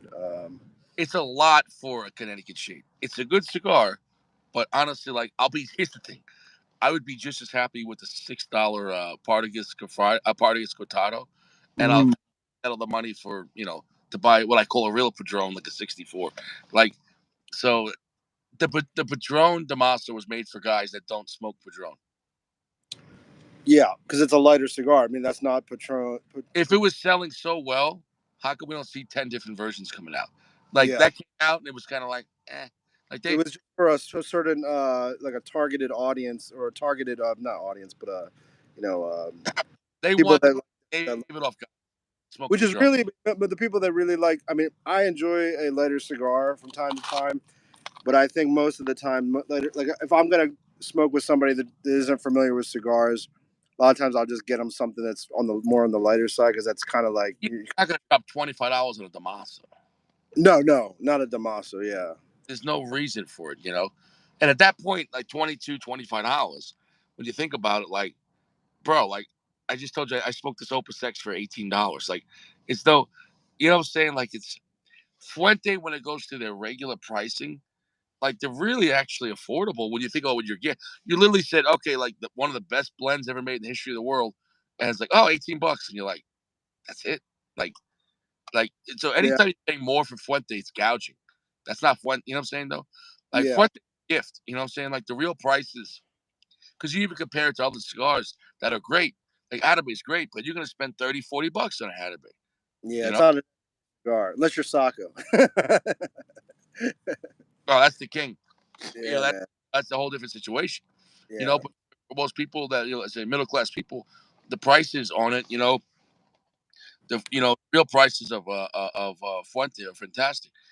The Gio, you're going to bed? good night, Gio. Gio, what happened, Gio? Get Want to hang started. out? Gio, why are you going? Going to bed, Gio? Yeah. Did you do anything nice for New Year's? What did you smoke for New Year's? Crazy. Uh, Besides breakfast, did you smoke anything else? I had, no, I didn't. 2:30. Gio, you don't want to come on? He's going to bed. It's Oh, bedtime. listen, I'm hanging out. Well, I think is he being facetious here? Gio, you've been coming and going all night. You came, you went, you left. You said you were gonna smoke. You didn't smoke a cigar. I think Gio, Gio, what's going on, Gio? Gio, what's going on? Has he been on? Has he been on? I haven't seen him. He hasn't been on in a while because he's been on the mend. He's been not sick per se, but he's been healing up. Yeah. Yeah. Hopefully, we'll get some more new folks on because it's cool, hearing from seeing the faces of some of the folks that. Oh, we had a lot of people on tonight. But Okay. Yeah, I came on a little later. yeah.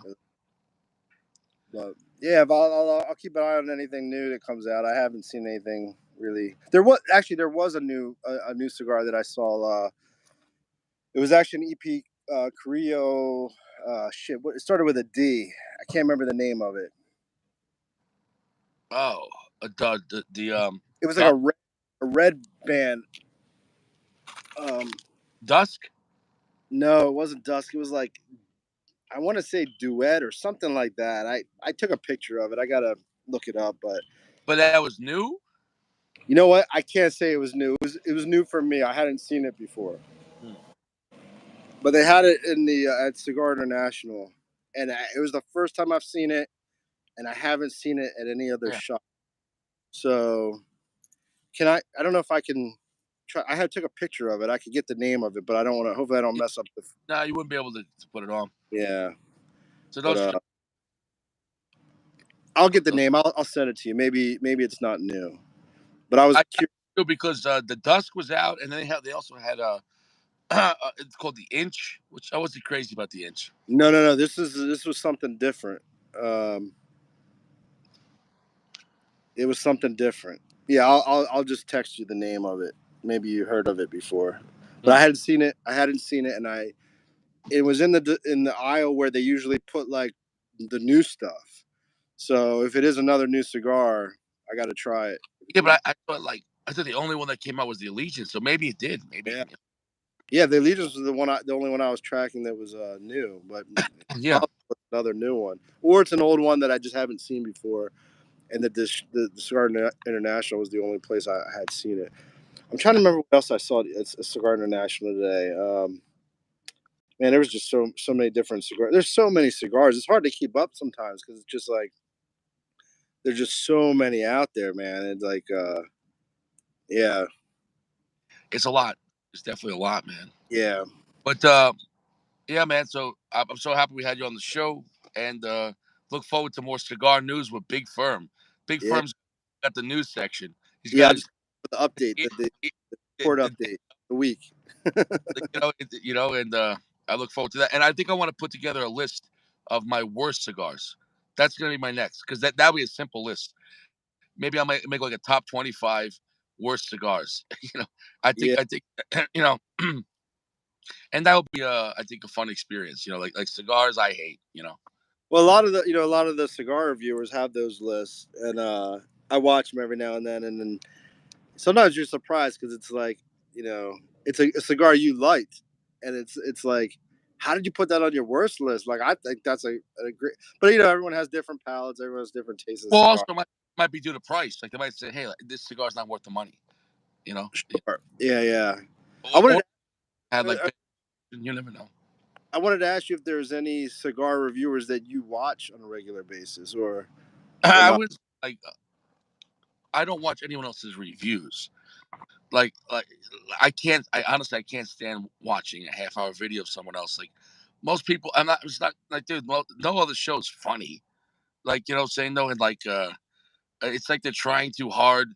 The 60-second guy I'll put on because it's 60 seconds, and it's like he puts little clips, and I'm like, all right, but he's not funny, but his clips are funny. Yeah. So like, because he's just like, should I smoke this? All right, whatever. But his clips are funny. Like I won't watch the even the 10 minutes of the daily Cigars Daily. Like he's just yelling. He's just He actually lost a lot of weight, man. I was actually worried about him, Tim. Like I don't know if you've seen any of his newer stuff, but man, it looked like he dropped a lot of weight. Yeah, he says he's doing cage fighting or something. I don't know, but maybe he took the shot and maybe he got sick. I don't know. Yeah, hopefully he's not sick. And then so I've watched, obviously, like, he's one of the more higher viewed channels, but Yeah. I did used to watch Cigar Obsession a lot, but then he let with the whole Yeah, I used thing. to watch, just to, here and there, but it is what it is. Yeah, So yeah, I'll probably be back maybe tomorrow, just take a break. yeah. But we'll definitely look forward to seeing you on again, man. And I'm gonna try to we'll see if we get Gio on, but Gio says he's going to bed. Gio's getting all bitchy. He's like, "Oh, thanks for the invite." Gio, I sent down a bunch of stuff. I didn't know you wanted to come on, Gio. And Gio, how many nights did I send you invites to come on the show and you said you couldn't come on the show, or you're in bed, or you weren't wearing pants, or I don't know, you weren't in the mood. So, I'm not gonna tolerate that shit, Gio. Don't talk to Richie like he's your bitch. I don't Yeah. owe you money, Gio. I love you though, Gio. I love you. You got to No. bring your A game when you come into the Iron Dome. We don't want to see pantsless French crew. No, but we haven't had Gio in a long time because he's been under the weather, getting better. So, but I hope he's almost well, and hopefully he'll be back in the cigars. But we'll definitely have you on again, bro. And God bless you, man. Yeah, God bless you. Happy New Year. Happy New Year, everybody. Bro, 2023. Yeah, it's a good year. Yeah. Yeah, that's it. Well, we're starting the year off with a bunch of opuses in Don Carlos, so expect a lot of solo reviews because I'm gonna break it down from all the opuses and all the Don Carlos, and I'm just gonna compare them to themselves. So I want to have just the differences. I'm going to put together, like, let's say 10 bullet points of all of you know what I'm saying, and so that way I'm going to write them all down, and that way just to compare each one to, because you already know those are world-class cigars, those are already godlike cigars. So the question is though, just what are the differences? Because to Yeah. say which one is best or which or is anyone going to be bad, there's not going to be any bad Fuentes. I Yeah. guarantee it. You're not going to smoke any Opus X and go, "Oh, I didn't like this." If you do, Yeah. it's like I won't. I already know. Like, so for me, it's like the gold standard. So it'll be interesting to see the just the uniqueness differences. But so I'll definitely see you around, bro. Yeah, definitely see you around. Okay, and one last thing I wanted to mention. Do you think it's possible, maybe you're not on YouTube, but to have more than two people on? Because I know in Hawaii they have a cigar group out there. I don't know if they were using Zoom or something, but they had like a lounge with like a lot of people. I don't even know if there was a limit. That would be pretty cool too if you were able to do Yeah, that. how to do that? I'm not so high tech, but maybe in Yeah, the future. I'm sure in the future too with YouTube we'll be able to do that. yeah, that'd be definitely pretty cool. All right, well, yeah. Again, happy New Year, and yeah, I'll talk to you. Happy to you, bro. And God bless you and your family. I'll see you around, man. Yeah, see you around. All right, take care Take now. care. Stay fresh. Stay fresh. Yeah, stay out of prison. That's it. Eat prunes. Sauce is for pasta. Yeah, it's not for the colon. Marinara. That's it. All right, Ragu. bro. God bless you, man. All right, man. Later. All right. Peace out. All right.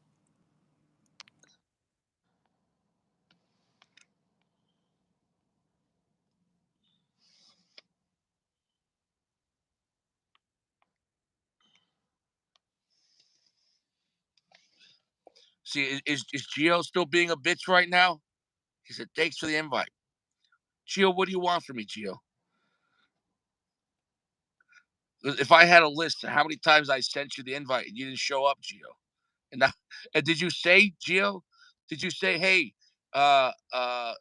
Richie, I'm available tonight"? Did you say it? Did you tell Richie, "Hey, Anthony P said he wanted to come on tonight"? I sent him an invite. I don't know what happened. I sent the invite to Notorious. I'm not sure if he's busy right now with the family. I don't know. All right. But you didn't say anything, Gio. And I've invited you many times, Gio, my dear friend. But I invited you last week. Remember, you at your mom's house, and you said you were in your pajamas. You said you couldn't talk. You were in bed. What do you want, Gio? You want me to cry for you, Gio? You want me to cry for you, Gio? Happy New Year, Evan. How's your balls?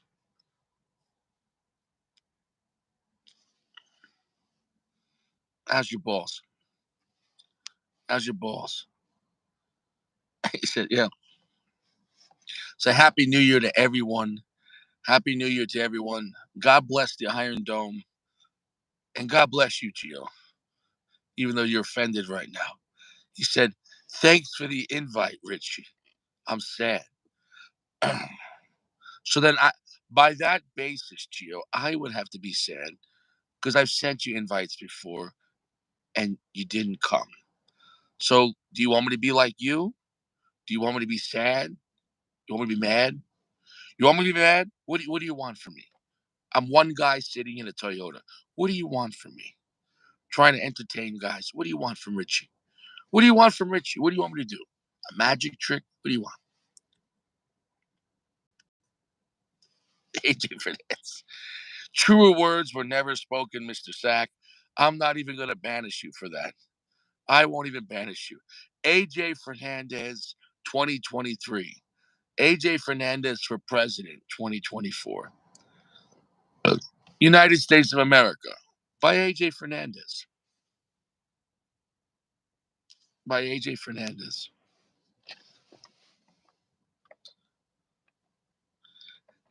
Well, he's just missing cigars, Jimmy. You got to give him a break. He's missing cigars. He hasn't had a cigar in like 11 days, I think. He's missing tobacco. That would be rough going 2 weeks without a cigar. That would be really sad. Oh, there we go. Gio, we got guys here. Gio, where are you? Gio, where are you? Gio, where are you? I don't know. Right? I guess fuck this place, right? He's going through withdrawals. I guess fuck this lounge. Go hang out with Vixen, whatever. God bless. Go hang out with Vixen. What do I care? Right? What do I care? That's going to be my model for 2023. Richie, what do I care? What is this, a joke? Is this a game? do I amuse you? Is that what it is? Is that what it is? I guess that's what it is. Where are you, Gio? Where are you, Gio? Gio's gone. Just like that. Gio, don't be sad, Gio. Don't be sad, Gio. And Purple Goat. Where the hell was Purple Goat? It was what it was. You know, we were missing a lot of our key players tonight. We're missing a lot of our key players. And that's that. So with that, we're going to end the night. And with that, I'm going to say a very happy New Year. I wish everyone here the best. God bless. Everyone take it easy. And God bless you, Jeremy, for that ridiculous selection. I mean, you really outdid yourself. So God bless you, Jeremy, our dear cigar brother. And everyone in the lounge, take it easy, stay fresh. Tents are for camping, soft, gentle heat. You got me? You got me? Soft, gentle heat. All right, guys. I'll see you around. Stay fresh. Have a happy, healthy New Year. Don't drink and drive. Get an Uber or walk or just go to sleep on the sidewalk. It's better than sleeping in a cell block. Sidewalk over cell blocks. God bless.